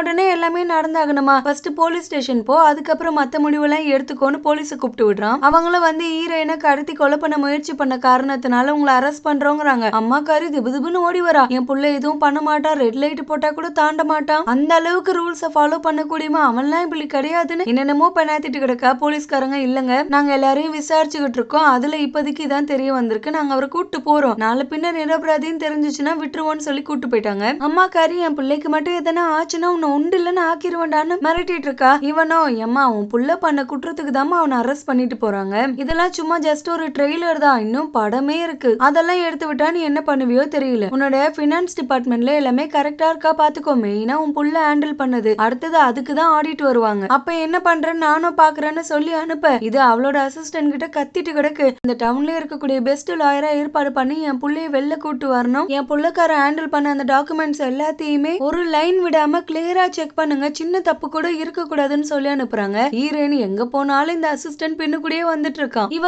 யோ ஏயா நான் எழுந்ததுல இருந்து எங்க போனாலும் பக்கத்திலேயே சுத்திட்டு வந்துட்டு இருக்க, கொஞ்சம் எனக்கான ஸ்பேஸ கூடனா. இல்ல ஹீரோ தான் உங்களுக்கு பக்கமாவே இருக்க சொன்னாரு, அதனாலதான் நான் உங்க கூடவே இருக்கேங்கிறா. இவ அதுக்குன்னு இவ்ளோ பக்கத்துல சொல்லிருக்க மாட்டாரு, உண்மையை சொல்ல அவன் என்ன விஷயத்துல ஈடுபட்டு இருக்கான், அதனாலதான் என்ன வெளியிலே வர விட மாட்டானான்னு கேட்க, இவன் இல்ல மேடம் அதெல்லாம் எனக்கு தெரியாது, நான் உங்களை பாத்துக்கிறது மட்டும்தான் என்னோட வேலைங்கிறான். அதுக்குள்ள வந்துட்டீங்களா செல்லோன்னு ஹீரோ பேரு சொல்லி கூப்பிடுறா. அசிஸ்டன்ட் திரும்பின கேப்பை யூஸ் பண்ணி அங்கிருந்து எஸ்கேப் ஆகிட்டா. ஊஞ்சல்ல போய் ஆடிட்டு இருப்பா. கரெக்டா ஹீரோவும் வந்துட்டான். அவனை பார்த்ததுமே ஓடி வந்து அனுச்சுக்கிட்டா. அப்பாடா இப்பயாச்சும் வீட்டுக்கு வந்தேன்னு அசிஸ்டன்ட பாக்குறதுக்காக ஆன்டி அவளோட வீட்டுக்கே வந்திருக்கா. உங்களை பார்த்ததுமே, என் மெய்டு நீ எவ்வளவு தைரியம் தான் என் வீட்டுக்குள்ள வந்து சோஃபால உட்காந்துருப்ப, அவ்வளவு திமிராகிட்ட உனக்குன்னு கேட்க, சொல்ல போனா இது என்னோட வீடுடா ராசாத்தி, உனக்கு தெரியாது போலயே, சரி நானே சொல்றேன், உன் புள்ள ஒரு கடன் வாங்கியிருந்தான், இந்த வீட்டு பத்திரத்தை அடமானம் வச்சு அந்த கடனை கட்டலன்னா வீட்டை எடுத்துக்கோங்கன்னு எழுதி கொடுத்திருந்தான், இப்ப கடனை கட்ட தவறிட்டா, இந்த வீடு எனக்கு சொந்தமாகிட்டு, நீ தான் நியாயப்படி பார்த்தா வெளியில போகணும்னு சொன்னா அவ என்ன முட்டாள்தனமா பேசிட்டு இருக்க, நீயே ஒரு மெய்டு, உன்கிட்ட எங்க இருந்து அவ்வளவு பணம் வந்திருக்கும், அவ்வளவு பணத்துக்கு நீ சொந்தக்காரியா இருக்கனா, அப்ப எங்களை அழிக்க பிளான் வச்சிருக்க ஹீரோ கூட நீ கூட்டா இருக்கியா, உனக்கு அவனுக்கும் என்ன சம்பந்தம், நீங்க ரெண்டு பேரும் எப்படி ஒண்ணு சேர்ந்தீங்கன்னு கேக்குறா. ஆன்டியோ இன்னுமா அவனுக்கு உண்மை தெரிய வரல, பல வருஷத்துக்கு முன்னாடி பச்சை புள்ளன்னு கூட பார்க்காம ஆத்துல தள்ளி கொல்ல பாத்தியே, அந்த லீசிங் தான் இப்ப இருக்கல, அவனை எப்படியோ போராடி நான் காப்பாத்திட்டேன், அவங்க அம்மாவை காப்பாத்த என்னால முடியல, நான் முயற்சி பண்ணிருந்தோம், ஆனா எப்படியோ அவங்களுக்காக அட்லீஸ்ட் என்னால புள்ளைய வச்சு காப்பாத்த முடிஞ்சிச்சு, இப்ப நாங்க ரிட்டர்ன் வந்திருக்கோம், உன்கிட்ட இருந்து எல்லாத்தையும் இருக்கு, இதெல்லாம் அவங்க கிட்ட இருந்து திருடுனீங்களோ அது எல்லாமே ரிட்டர்ன் வரும், அதுக்காக காத்திருக்கோன்னதும் அவ என்னது திருடணுமா, பாரு காமெடிய, ஹீரோயின் அப்பா எவ்வளவு கஷ்டப்பட்டு போராடினாரு தெரியுமா, எல்லாத்தையும் ஹீரோ கிட்ட எப்பாடுபட்டாச்சு ஒப்படைக்கணும், அவங்க கிட்ட எதுவுமே நம்ம பறிச்சிட கூடாது அப்படின்னு, ஆனா அவ்வளவு போராடின மனுஷனையே இந்த ஊருக்கு வந்து ஃபர்ஸ்ட் நாள்ல எல்லாத்தையும் எழுதி வாங்கிட்டு அந்த மனுஷனை அவரே சாகும்படியும் பண்ணிட்டான். அந்த ஆளை நினைக்கிறப்ப எனக்கு இப்ப சிரிப்பு தான் வருது, யாருக்காக எல்லாத்தையும் பாதுகாத்து வச்சானோ அவனே அந்த ஆளை அழிச்சிருக்கான், செத்ததுக்கு அப்புறமாச்சு இதெல்லாம் நீ பாக்குறியா இல்லையான்னு நெக்கலா சிரிச்சுக்கிட்டு இருக்கா. ஆன்டிக்கு தான் ரொம்ப கில்ட்டி ஆகுது, ஏன்னா இந்த ஆன்டியே கொஞ்சம் நல்லவங்க தான், அதனால எந்த தப்பும் பண்ணாத ஒரு மனுஷனை எக்காரணத்துக்கு ஒன்னும் தண்டிச்சிட கூடாது அப்படின்னு தான் இவங்க யோசிப்பாங்க. இப்ப நீ சொல்றதெல்லாம் வச்சு பார்த்தா அவரும் நீயும் சேர்ந்து ஹீரோட அம்மாவை கொல்லலையா அப்படின்னு கேக்குறா. இவளும் நான் தாண்டி கொன்னேன், இப்படிதான் கொன்னேன் அப்படின்னு அந்த பிளாஷ்பேக்க காமிக்கிறாங்க. அவங்க அம்மாவை பிடிச்சு தள்ளி விட முற்படும் போது அவங்க கேக்குறாங்க, ப்ளீஸ் தயவு செஞ்சு என்னையும் என் பிள்ளையும் விட்டுரு, நீ என் புருஷனையும் எடுத்துக்கிட்டு என் கம்பெனி கேட்டா அதையும் கொடுக்க நான் ரெடியா இருக்கேன், ஆனா அவனையும் என்னையும் உயிரோட வாச்சு விடுனா அதை எப்படி விட முடியும், நீ இப்ப கொடுத்துட்டு நாளை பின்ன வந்து வாங்கிட்டீனா எதுக்கு நானா எனக்கு ஆப்பு வச்சுப்பானு, சின்ன சின்ன விஷயத்த கூட விட்டுட்டு நீ செத்துட்டீன்னா எல்லாமே பெர்மனண்டா எனக்கு சொந்தமாகிடும்ல, அதுதாண்டி எனக்கு வேணும்னு மாடியில இருந்து தள்ளி விட்டுருக்கா. அப்பதான் குழந்தை வந்து பாத்துருக்கு. அந்நேரத்துக்கு ஹீரோனோட அப்பாவும் எட்டி பார்த்து இருந்திருக்காரு. அசிஸ்டன்ட் கிட்ட உனக்கு மனசாட்சியே இல்லையா, நீ இப்போ ஒருத்தங்களை கொலை பண்ணிருக்க, இது எவ்வளவு பெரிய குற்றம் தெரியுமான்னு கேட்க, அவ என்ன லூசு மாதிரி பேசிட்டு இருக்க, உனக்கு இந்த கம்பெனில ஒரு ஷேர் வேணும்னு தானே ட்ரை பண்ணிட்டு இருக்க, கொஞ்சம் மட்டும் வெயிட் பண்ணு, ஹீரோ அப்பா முடியாம கிடக்காரு, அவர் கொஞ்ச நாள்ல செத்துருவாரு, அதுக்கப்புறம் நம்மளுக்கு தான் எல்லாமே சொந்தமாகும், அது வரைக்கும் வாயை மூடிட்டு மிரட்டிட்டு அங்கிருந்து கிளம்பிட்டா. இவ ஒரு சதிகாரிங்கிறதுனால அவரும் ஹீரோவை மட்டும் காப்பாத்தினா போதும் தான் ட்ரை பண்ணிருக்காரு. ஹீரோவை அந்த பாத்துல தள்ளி விட்டதுக்கு அப்புறம் கூட வந்து காப்பாத்த முற்பட்டு இருக்காரு. ஆனா அவன் இருந்த தடமே தெரியல, தள்ளி விட்டு ரொம்ப நேரம் ஆகிருக்கு. நீயும் ஒரு மனுஷியா? ஒரு 10 வயசு குழந்தைய தள்ளி விடுறதுக்கு உனக்கு எப்படி மனசு வந்துச்சு? அந்த அளவுக்கு கேவலமா இறங்கிட்டேன்னு கேட்டா, யோ அவன் தான் இந்த கொலை நேர்ல பார்த்த ஒரே சாட்சி. அவனை விட்டு வச்சா நாளை பின்ன நம்மளே வந்து ரிவெஞ்ச் எடுப்பான். எங்களை ரிவெஞ்ச் எடுக்கிற வரைக்கும் உன்னை நானே வளர்க்குறேன்னு வளர்த்தா விட முடியும். அதுக்கு இதான் ஒரே வழி. அதனால தான் இதை பண்ணேன். கண்ணு காணாம இருனா அவர் என்னால இருக்க முடியாது. ஒரு பச்சை குழந்தைய கொல்ற அளவுக்கு துணிஞ்ச உன்னை என்னால சும்மாவும் விட முடியாது. எனக்கு அந்த குழந்தை வேணும்னு அவனை காப்பாத்தியே ஆகணும்னு சொல்லிட்டு இருக்காரு. அப்ப மட்டும் இல்ல, நிறைய இடங்கள்ல ஹீரோ உயிரோட வந்துட மாட்டானா அப்படிங்கிற ஒரு ஏக்கம் அவருக்குள்ள இருந்துட்டே இருந்திருக்கு. அதை பத்தி பேசவும் செஞ்சிருந்திருக்காரு. போலீஸ்ல போய் கம்ப்ளைண்ட் பண்றேன்னு ப்ராப்பரா எந்த எவிடன்ஸும் இல்லாம ஒரு பழியை மட்டும் வச்சுட்டு எதுவுமே பண்ண முடியாது. ஹீரோ உயிரோட இருந்தாலாச்சும் சாட்சி சொல்லுவான். அந்த சாட்சியும் இல்லாததுனால இவன் மேல கேஸ கொடுக்க முடியாம போயிடுச்சு. ஆனா அந்த கம்பெனி மேலதானே இவ்வளவு ஆசையா இருந்தா, அந்த கம்பெனியை இவன் நடத்த கூடாதுங்கிறதுல மட்டும் ஸ்ட்ராங்கா இருந்திருக்காரு. மத்த எல்லார்கிட்டயும் ஒரு கெட்டவ அப்படி இப்படின்னு சொல்லி அந்த சேர்மன் எடுத்து அவளுக்கு வரவே விடல. அவரே தக்க வச்சுட்டு இருந்திருக்காரு. அவர் எப்ப சாவாருன்னு தான் இவளே காத்துட்டு இருந்திருக்கா. இப்ப அதுவும் நடந்துச்சு. எனக்கு ஏத்த மாதிரி எல்லாமே ஏற்பாடு பண்ணி கொடுத்ததுக்கு நான் உங்களுக்கு நன்றி தான் சொல்லணும். அந்த கம்பெனிக்கு இனிமே நான் தான் சேர்மனா இருக்க போறேன்னு சந்தோஷப்பட்டுட்டு இருக்க. ஆன்டி நீ எல்லாம் மனுஷியே இல்ல மிருகம். இந்த மாதிரி ஆள்லாம் உயிரோட வாழவே கூடாதுன்னு கழுத்தை பிடிச்சு நெரிக்கிறா. அவங்கள பிடிச்சு தள்ளி விட்டு ரொம்ப உணர்ச்சி வசப்படாத. ஆல்ரெடி ஒரு வாட்டி ஹீரோட கதையை முடிச்சிருக்க. மறுபடியும் முடிக்கிறதுக்கு எனக்கு பெருசா நேரம் எடுக்காது. உனக்கும் சேர்த்துதான் சொல்றேன். உங்க வேலையை பார்த்துட்டு கிளம்பி போனீங்கன்னா 2 பேர் உயிருக்குமே நல்லது. இல்லனா என் கையில சாகணும்னு ட்ரை பண்ணாதீங்கங்கிறா. ஆன்டியும் நான் செத்தாலும் ஆவியா வந்தாச்சு உன்னை கொல்லுவேன் அப்படின்னு ஒரு டைலாக் விடுறாங்க. அவ எப்படிடி நீயும் ஹீரோட அம்மாவும் ஒரு திக்கான பாண்டிங்ல இருந்தீங்களோ? ஏன்னா சாகிறதுக்கு முன்னாடி அவளும் இதே வார்த்தையை தான் சொன்னான். ஆனா பாரு அவ செத்தே பல காலம் ஆகுது. நான் இப்ப வரைக்கும் நல்லா தானே இருக்கேன். என்னெல்லாம் உன்னால ஒன்னும் பண்ண முடியாது. என் மனசு மாறுறதுக்குள்ள நீயா இந்த வீட்டுல இருந்து கிளம்பி போயிடு. அனாவசியமா உயிரை விடாதுன்னு சொல்லி அங்கிருந்து அனுப்பி வைக்கிறா. ஹீரோகிட்டயும் சொல்லிருப்பாங்க போல. அவனுக்கு மனசே கேட்கல. அப்படி ஒரு மனுஷனை கொண்டுட்டு அவரோட பொண்ணு கூடயே சேர்ந்து ஒரு சந்தோஷமான வாழ்க்கையை ஆரம்பிக்கணும்னு நினைக்கிறேன். இது எவ்வளவு பெரிய தப்பு. அவ மூஞ்சில நான் எப்படி இப்ப முழிப்பேன்? என்னை விட ஒரு நல்லவன் கையில அந்த பொண்ணு போறது மட்டும்தான் அவளோட வாழ்க்கைக்கு நல்லது. அவளை விட்டு விலகலாம் அப்படின்னு இவ யோசிக்கிறான். ஆனா ஹீரோயின் அதுக்கு ஒத்துக்க மாட்றா. இல்ல நீ என்னை விட்டு போக கூடாது. பண்ண எந்த விஷயங்களுமே உனக்கு தெரிஞ்சு பண்ணல. சின்ன வயசுல அப்படி பாக்குறப்ப யாருக்கா இருந்தாலும் ஒரு எண்ணம் தோணதா செய்யும். தன்னோட அம்மா இறப்புக்கு காரணமானவங்கள கொல்லணும்னு. அதே எண்ணத்தோட இப்ப வரைக்கும் இருந்திருக்க. நீ அதை விசாரிக்கல. அதுல ஊ மேல மட்டுமே தப்பு சொல்ல முடியாது. தயவு செஞ்சு இந்த காரணத்துக்காக என்னை விட்டு போயிடாது. நான் எல்லாத்தையுமே மன்னிச்சு உன்னை ஏத்துக்கிறேன். ஏன்னா நான் உன்னை முழுமையா காதலிக்க ஆரம்பிச்சுட்டேன். நீ இல்லாம என்னால வாழவே முடியாதுங்கிற அளவுக்கு எனக்கு உன் மேல பிரியம் வந்துருச்சு. இந்த நிலையில என்ன தனியா விட்டு போனீனா என்னால சத்தியமா வாழ முடியாது. எங்க அப்பா போன இடத்துக்கே நானும் போக வேண்டியதுதான் அப்படின்னு கட்டி பிடிச்சிட்டு அழுக. ஹீரோவும் சத்தியமா நானும் உன்னை விட்டு போக மாட்டேன். எனக்கும் அந்த தைரியத்தை கடவுள் கொடுக்கல அப்படின்னு வாக்குறுதி கொடுக்கறான். வீட்டுக்கு வந்தவ அவனுக்காக அவனுக்கு பிடிச்ச சூப்பை செஞ்சு வைக்கிறா. இதுதான் நம்ம ஆன்டி எப்பவுமே அவனுக்கு செஞ்சு கொடுக்கறது. அவங்களோட ரெசிபியை காப்பி அடிச்சு செஞ்சிருக்கா. அவனுக்கு அது ரொம்ப பிடிச்சிருக்குன்னு சாப்பிட்டுட்டு இருப்பான். அப்பதான் ஆன்டி வராங்க. அவங்க பாக்குற பார்வையிலே இவளுக்கு தெரிஞ்சு போச்சு. ஏதோ திட்டு போறாங்களோன்னு பயந்துட்டு இருப்பா. ஆனா அவங்க பண்ண தப்பு எல்லாத்துக்கும் மன்னிப்பு கேக்குறாங்க. இவளும் நடந்ததுலாம் நடந்துட்டு போகுது ஆன்டி. இனிமே ஒரு ஃபேமிலியா ஹாப்பியா இருக்கலாம்னு அவங்களுக்கும் சூப் ஊத்தி கொடுக்குறா. அவங்களுக்கும் சாப்பிட்டு பார்த்து ரொம்ப பிடிச்சி கூடவே நீங்க 2 பேரும் ஒண்ணு சேர்ந்து வாழ்றதுல எனக்கு எந்த பிரச்சனையும் இல்லைன்னு உத்தரவும் கொடுத்துறாங்க. ஆன்டிக்கும் ஒரு ஹெட் இருக்கான். அவன் தான் எல்லா உத்தரவும் கொடுத்துட்டு வந்திருக்கான். அவன் ஆன்டியை கூப்பிட்டு விட்டுருக்கான். அவளும் நடந்தது எல்லாத்தையும் சொல்றா. ஹீரோட அம்மாவும் ஹீரோவும் இறந்துட்டாங்கன்னு நினைச்சோம். ஆனா அம்மா மட்டும்தான் இறந்திருக்கா. பிள்ளை இப்ப உயிரோட வந்திருக்கான். அவன் தான் இந்த கம்பெனியை இப்ப டேக் ஓவர் பண்ணிருக்கான். என்ன பண்ணட்டும்னு கேட்டா நீ தான் அவன் கதையவே முடிச்சுட்டு என்ன சின்ன வயசுல இப்ப இப்படி வந்து சொன்னா என்ன அர்த்தம்னு கேக்குறாரு. இவ்வளோ இல்ல நான் எப்பவோ அவனை ஆத்துல தள்ளி விட்டு ஆனா அதுக்கப்புறம் எப்படியோ காப்பாத்தி அவனை வளர்த்திருக்காங்க. இப்ப நம்மளுக்கே அவன் வில்லனா வந்து நிக்கிறான். அப்பயும் நீங்க சொன்னதுனாலதான் அவங்க அம்மாவையும் பிள்ளையும் சேர்த்து முடிச்சேன். ஆனா இப்ப நம்மள ரிவெஞ்ச் எடுக்க வந்திருக்கான். நான் என்னதான் பண்ணட்டும்? அவனுக்கு நிறைய உண்மை தெரிஞ்சிருக்கு. அவனை விட்டா நம்ம பிசினஸ்க்கே பெரிய பிரச்சனை ஆகிடும்னு சொல்றா. அவனோ சரி ஓகே கடைசி ஒரு தடவையா நான் உனக்கு ஹெல்ப் பண்றேன். ஆனா அவன் இறந்ததுக்கு அப்புறம் எவ்வளவு சீக்கிரம் முடியுதோ அவ்வளவு சீக்கிரம் அந்த பிசினஸ் நீ டேக் கேர் பண்ணி ஆகணும். அதை மட்டும் ஞாபகம் வச்சுக்கோன்னு சொல்றான். இவ்வளவு நீங்க சொல்ற மாதிரி நான் எல்லாமே கரெக்டா பண்ணிடுறேன். ஆனா இப்ப ஹீரோ வச்சிருக்க அந்த கம்பெனி மட்டும் கம்ப்ளீட்டா நானும் என் பிள்ளையும் பாத்துக்கிற மாதிரி நீங்க உத்தரவு கொடுக்கணும். நாங்க நீங்க எதிர்பார்க்கறத விட சிறப்பாவே பண்ணி கொடுப்போம். உங்களுக்கு ஓகேவான்னு கேட்டா அவனும் சரி ஓகே உன் கூட இந்த ஆளை வச்சுக்கோ. ஹீரோட கதையை கரெக்டா முடிச்சு விட்டுறதுக்கு அவன் ஹெல்ப் பண்ணுவான். பார்த்து பக்காவா முடிச்சுட்டு சொல்லுனவே அவளும் சரி ஓகேங்கிறா. ஹீரோவும் ஹீரோயினும் ஜாலியா பீச்ல சைக்கிளிங் எல்லாம் பண்ணி விளையாடிட்டு இருப்பாங்க. அந்நேரத்துக்கு ஆபீஸ்ல இருந்து போன் கால் வருது. எமர்ஜென்சியா நீங்க வந்தே ஆகணும்னு. அதனால ஹீரோயினை பார்த்து போக சொல்லிட்டு ஹீரோ அங்க இருந்து கிளம்பிட்டான். ஆன்டி நேத்து அந்த ஆள் கொடுத்தாருல அவருக்கு கால் பண்ணி எனக்கு ஹீரோட கதையை முடிச்சே ஆகணும். ஏன்னா என் பிள்ளைய தூக்கி ஜெயில வச்சிருக்காங்க. அதுக்கு அவன் உயிரோடவே இருக்க கூடாது. அவன் இந்த சமயத்துல இங்கதான் இருப்பான்னு லொகேஷன்லாம் சொல்லி அனுப்புறா. ஹீரோவும் வேலை முடிஞ்சு வீட்டுக்கு கிளம்புவான். அப்பன்னு பார்த்து இவன் ஹீரோயின் கிட்ட தான் பேசிட்டு இருப்பான். அந்த ஆள் கரெக்டா வயிற்றுலே வந்து பயங்கரமா குத்திட்டான். இவனுக்கு ஏதோ ஆயிருக்குங்கிறத புரிஞ்சுக்கிட்டு அவளும் ஹாஸ்பிட்டல்ல கொண்டு வந்து அட்மிட் பண்ணிட்டா. நைட் ஃபுல்லா பக்கத்துல இருந்து பாத்துக்கிறா. ஒரு வழியா ஹீரோ டேஞ்சர் சொன்ன தாண்டிட்டான். நெக்ஸ்ட் டேவே கண்ணு முழிச்சிட்டான். இவா ஐயோ நீ இல்லனா என்ன ஆகிருப்பான்னு பயங்கரமா ஃபீல் பண்ண அவனே இவ்வளவு சமாதானப்படுத்திட்டு இருக்கா. இந்த விஷயத்த ஹீரோவை பாத்துக்கலாம்னு சொல்லி ஆன்ட்டி வந்திருப்பாங்க. அவங்க பாத்திருப்பாங்க. எதுக்கு தேவையில்லாம சின்ன ஜிர்சுங்களை டிஸ்டர்ப் பண்ணிக்கிட்டுன்னு அங்கிருந்து அந்த சிலுக்க பாக்குறதுக்காக கிளம்பிட்டாங்க. ஏன்னா அவதான் இதை பண்ணிருப்பாங்கிறது உங்களுக்கு நல்லாவே தெரியும். அதனால டைரக்டா அவகிட்டே வந்து எவ்வளவு தைரியம் தான் நீ அவனே கொல்ல முயற்சி பண்ணிருப்பான்னு கேள்வி கேட்க அவளோ உன்கிட்ட ஆதாரம் இருக்கா? நான் பண்ண எந்த விஷயத்துக்குமே ஆதாரம் இல்ல. அது எல்லாமே மத்தவங்க பண்ணதாதான் போட்டு ஆகிருக்குமே கண்டி எனக்கும் இதுக்கும் எந்த சம்பந்தமும் இல்லன்னு சொல்லிட்டு விலகிடுவேன். வேலையை பார்த்துட்டு கிளம்பிட்டே இரு. சும்மா டைம் வேஸ்ட் பண்ணாதன்னு ஆன்ட்டி அப்பதான் அந்த ரெக்கார்டிங்ஸ் காமிக்கிறாங்க. லாஸ்ட் டைம் நான் வந்தப்ப நீ முழுக்க முழுக்க என்னென்ன பண்ண அப்படிங்கிற எல்லா விஷயத்தையுமே விளவரையா சொல்லிட்டேன். அது எல்லாத்தையும் நானும் ரெக்கார்ட் பண்ணி வச்சுக்கிட்டேன். இதுக்கான ஆதாரம் மட்டும் என்கிட்ட இல்ல. ஹீரோ அம்மாவை மென்டல் ஹாஸ்பிட்டலுக்கு அனுப்பிச்சது இல்லாம அங்கேயும் போய் அவங்கள நீ மிரட்டி இருக்கு. இந்த சொத்து பத்துக்களை எல்லாத்தையுமே உன் பேர்ல எழுதி வாங்கிக்கிட்டா பிரச்சனை ஆகுமோன்னு இப்போதைக்கு ஹீரோயினோட அப்பாவை நம்பி அவர் பேர்ல வாங்கினேன். ஆனா அவரே உன்னை ஏமாத்திட்டாரு. நீ பண்ண எல்லா விஷயத்துக்கான ஆதாரத்தையும் நான் பக்கவா திரட்டி வச்சிருக்கேன். இப்பயே கொண்டு இதெல்லாம் போலீஸ் ஸ்டேஷன்ல ஒப்படைச்சா காலத்துக்கும் நீயும் வெளில வர முடியாது. உன் புள்ள மாதிரி ஜெயில தான் இருக்கணும். நான் இப்ப உங்ககிட்ட ஒரே ஒரு ரெக்வெஸ்ட் தான் வைக்கிறேன். எனக்கு தேவை இதுக்கப்புறமாச்சு ஹீரோ எந்த ஆபத்தும் இல்லாம நிம்மதியான ஒரு வாழ்க்கையை வாழணும். அதுக்கான உதவியை மட்டும் பண்ண அந்த கம்பெனிக்கு உனக்கு எந்த சம்பந்தமும் இல்லைன்னு எழுதி கொடுத்துட்டு வேலை விட்டு போயிடு. ஹீரோவை டிஸ்டர்போ பண்ணாத. இதுக்கு உனக்கு ஓகேனா சொல்லு, இல்லனா நான் கிளம்புறேன்னு சொல்லுவாங்க. இல்ல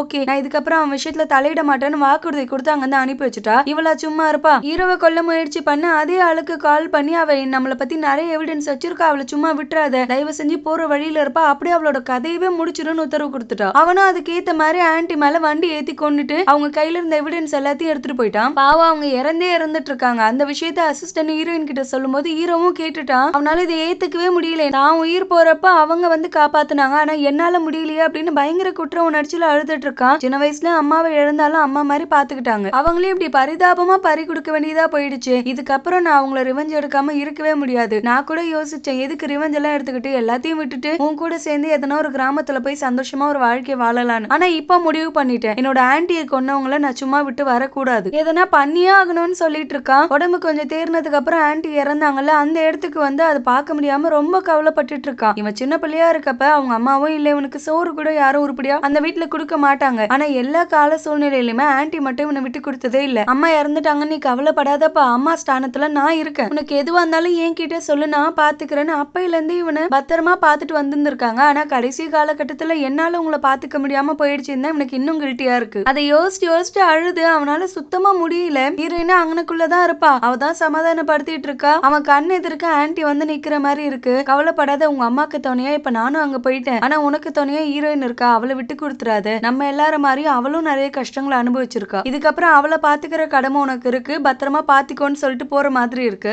மறுபடியும் இவனை கொண்டு வந்து ஹாஸ்பிட்டல்ல அட்மிட் பண்ணிட்டா. இவங்க ரெண்டு பேருமே இங்க ஒருத்தர் பாத்துக்கிறதுலே பிஸியா இருக்காங்க. கம்பெனி அனாதையா இருக்கவே அதுக்கு சிலுக்கு ஆதரவு கொடுக்க ஆரம்பிச்சுட்டா. எல்லா ஷேர் ஹோல்டர்ஸையும் கூப்பிட்டு நான் தான் இப்ப இந்த கம்பெனியை பாத்துக்க கூடிய இடத்துல இருக்க, அதனால எனக்கு மட்டும்தான் நீங்க எல்லாரும் ஓட்டு பண்ணணும்னு சொல்லிட்டு இருப்பா. ஹீரோயின் வந்துட்டா. தெரியும் நீங்க இந்த மாதிரிலாம் எதனா வேலை பாப்பீங்கன்னு, ஆனா உங்ககிட்ட என்னோட ஷேர்ஸ் வெறும் 10% தான் இருக்கு. அந்த 10% வச்சு நீங்க இந்த கம்பெனியை ஆட்சி செய்யலாம்னு நினைச்சீங்கன்னா அது முட்டாள்தனம்னு உங்களுக்கு தோணல. நான் உயிரோட இருக்க வரைக்கும் உங்களால எதுவுமே பண்ண முடியாது. ஏன்னா இந்த கம்பெனி ஹீரோட பேர்ல இருக்கு. ஹீரோட சார்பா என்னால வந்து இந்த இடத்துல உட்கார முடியும். அதனால நீங்க வர்றத கனவுல கூட நினைச்சு பாக்காதீங்கன்னா அவளுக்கு வெறி ஆகிட்டு ஆல்ரெடி 2 பேர் கதையை முடிச்சிட்டோம். இப்ப கடைசியா இவ மட்டும் தானே இருக்கா, இவ கதையும் முடிச்சிடலான்னு ஆள் அனுப்புறா. இந்த அம்மாக்கு நினைப்பு ஹீரோ செத்துட்டான்னு. ஆனா கொல்ல வந்தவ கொல்லாம ஒரு கடைசி வார்னிங் மட்டும் கொடுக்குறேன். இதுக்கப்புறம் இந்த விஷயத்துல தலையிடாம நீ ஒதுங்கே நிக்கிறதா உனக்கு நல்லது. இல்லன்னா தேவையில்லாம நடுவுல வந்து உன்னோட உயிரை விட்டுறாத அப்படின்னு சொல்லிட்டு போறான். அசிஸ்டன்ட் இந்த விஷயத்த வந்து ஹீரோ கிட்ட சொல்றான். ஹீரோக்கு என்ன பண்றதுனே புரியல. என் நிலைமை சரியில்லைன்னு நான் பாட்டு ஹாஸ்பிட்டல்ல இருக்கேன். அதனாலதான் ஆன்ட்டி உயிரும் போச்சு. ஆனா இப்ப அவளையும் மிரட்ட ஆரம்பிச்சுட்டாங்கன்னா அவளை உயிரோட விட மாட்டாங்க. என்னைக்கா இருந்தாலும் அவளுக்கு அவங்களால ஆபத்து நேரிட தான் போகுது. அவ ஏன் கூட இருக்காங்கிறதுனாலதான் இதெல்லாம் பண்ணிட்டு இருக்காங்க. அவளை விட்டு நான் விலகிட்டா இதெல்லாம் பண்றதுக்கு வாய்ப்பு இல்லன்னு மறுபடியும் முட்டாள்தனமா ஹீரோயினை விட்டு விலகி போறதுக்கு லீசா கிட்ட போய் ஹெல்ப் கேட்கிறான். எனக்கு கேர்ள் ஃப்ரெண்டா கொஞ்சம் நடிக்க முடியுமா, அவளோட உயிரை காப்பாத்த எனக்கு வேற வழி தெரியல. நம்ம 2 பேரும் இந்த ஊர்ல இல்ல அப்ராட்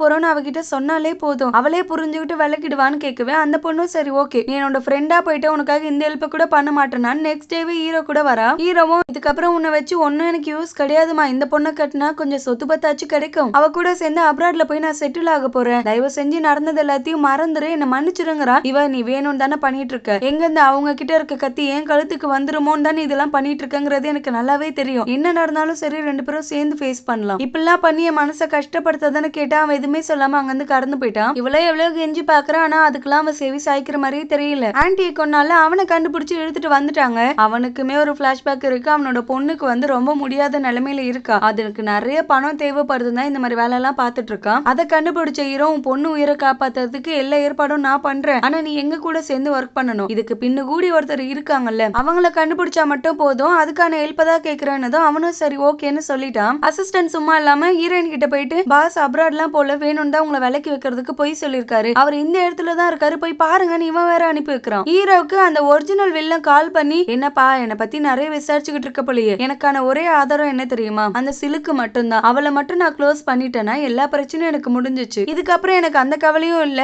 அதுக்கான ஏற்பாடுகள்லாம் நான் ஏற்கனவே பண்ணி வச்சுட்டேன்னு சொல்ல ஹீரோவும் டைரக்டா சிலுக்கு இருக்க அந்த இடத்துக்கு வரான். ஜஸ்ட் மிஸ்ல காருக்குள்ள ஏறி இருப்பா. ஏறாதீங்க, காருக்குள்ள வெடிகுண்டு வச்சிருக்காங்க அப்படின்னு சொன்னது அவ ஸ்டாப் ஆக ஹீரோனா அந்த இடத்துக்கு வந்து மறுபடியும் கெஞ்சி பாக்குறா. ப்ளீஸ் தயவு செஞ்சு புரிஞ்சுக்கோ, என் உயிரே போனாலும் சரி ஒரு நாளா இருந்தாலும் உன் கூட வாழ்ந்தா நான் சந்தோஷமா வாழ்ந்துட்டு போயிடுறேனே. ஆனா நீ என்ன விலகி வச்சா வாழ்க்கை முழுக்க நான் நரகத்தை அனுபவிப்பேன். இது உனக்கு தேவைதானா? அதை பார்த்து நீ சந்தோஷமா இருப்பியா? தயவு செஞ்சு என்ன ஒதுக்கிடாதன்னு கேட்க அவனும் புரிஞ்சுக்கிட்டான். இருந்தாலும் இவங்களுக்கு ஒரு டவுட் இருந்துகிட்டே இருக்கு. அந்த ஆள் சொல்லிருப்பான், ஒரு ஆதாரத்தை தான் என்ன கொண்டு வர சொன்னாங்க, அதை கொண்டு போய் நான் கொடுத்துட்டேன்னு. அதை செக் பண்ணி பாக்குறாங்க. ஆன்டி அவ்வளவு முட்டாள்தனமா எல்லா ஆதாரத்தையும் அப்படியே கொண்டு போய் கொடுத்துருக்க மாட்டாங்க, வீட்டுல ஒரு காப்பி வச்சிருப்பாங்கன்னு. இவங்க எதிர்பார்த்த மாதிரி அந்த ரெக்கார்டிங்ஸ் எல்லாத்தையுமே வீட்டுல ஒரு காப்பி எடுத்து வச்சுட்டு தான் போயிருக்காங்க. அதை பிளே பண்ணி பார்த்ததுக்கு அப்புறம் தான் ஹீரோக்கு தெரியுது ஹீரோயினோட அப்பா எந்த தப்புமே பண்ணல, அவரும் நம்மள மாதிரி மாட்டிட்டு தவிச்ச ஒரு பலியாடுதான் அப்படிங்கறத இப்பதான் புரிஞ்சுக்கிறான். நெக்ஸ்ட் ஆபீஸ்ல எல்லாரையும் கூப்பிட்டு வச்சு அவங்களோட அந்த சீக்ரெட் எல்லாத்தையுமே ரிவீல் பண்ணி விட்டான். சின்ன வயசுல என்ன அவ்வளவு டார்ச்சர் பண்ணிருக்காங்க, என்ன கொல்றதுக்கு ஆத்துல தள்ளி விட்டாங்க. இப்ப வளர்ந்ததுக்கு அப்புறமும் நான் உயிரோட இருக்க கூடாதுன்னு மறுபடியும் என்ன கொல்றதுக்கு இவங்க ஆள்லாம் ஏற்பாடு பண்ணி வச்சிருக்காங்க இதே கம்பெனில. இவங்க இவ்வளவு கீழ்த்தரமானவங்க தான் அப்படின்னு எக்ஸ்போஸ் பண்ணதுமே அங்க இருக்க எல்லாருமே கழிவுகளே ஊத்திட்டு கிடக்காங்க. உன்ன மாதிரி ஒரு மானங்கட்ட பொம்பளையை நாங்க பார்த்ததே இல்ல, நீ இவ்வளவு கேவலமானவளான்னு அவமானம் தாங்காம அந்த கம்பெனி விட்டு வெளியில போயிட்டா. எல்லா பிரச்சனையும் முடிஞ்சு இவங்க 2 பேர் ஸ்மூத்தா சந்தோஷமா அவங்க வாழ்க்கையும் புதுசா ஆரம்பிக்கிறாங்க. பீச்ல வச்சு அவளுக்கு ப்ரப்போஸ் பண்ணி சீக்கிரமே கல்யாணம் பண்ணிக்கிறதுக்கு அவளும் ஓகேவும் சொல்லிட்டா. பசிக்குதுன்னு சொல்லவே எதனா வாங்கிட்டு வரலாம் தான் ஹீரோ கடந்து போயிருப்பான். ஆனா இவ்வளவு பண்ணவங்கள சும்மா விடுவாளா இவ? ஹீரோயினா அங்க இருந்து கடத்திட்டா. ஹீரோ வந்து அந்த இடத்துல பாக்குறப்ப அவளை காணோம், சுத்தி முத்தி தேடிட்டு இருக்கான். இவளோ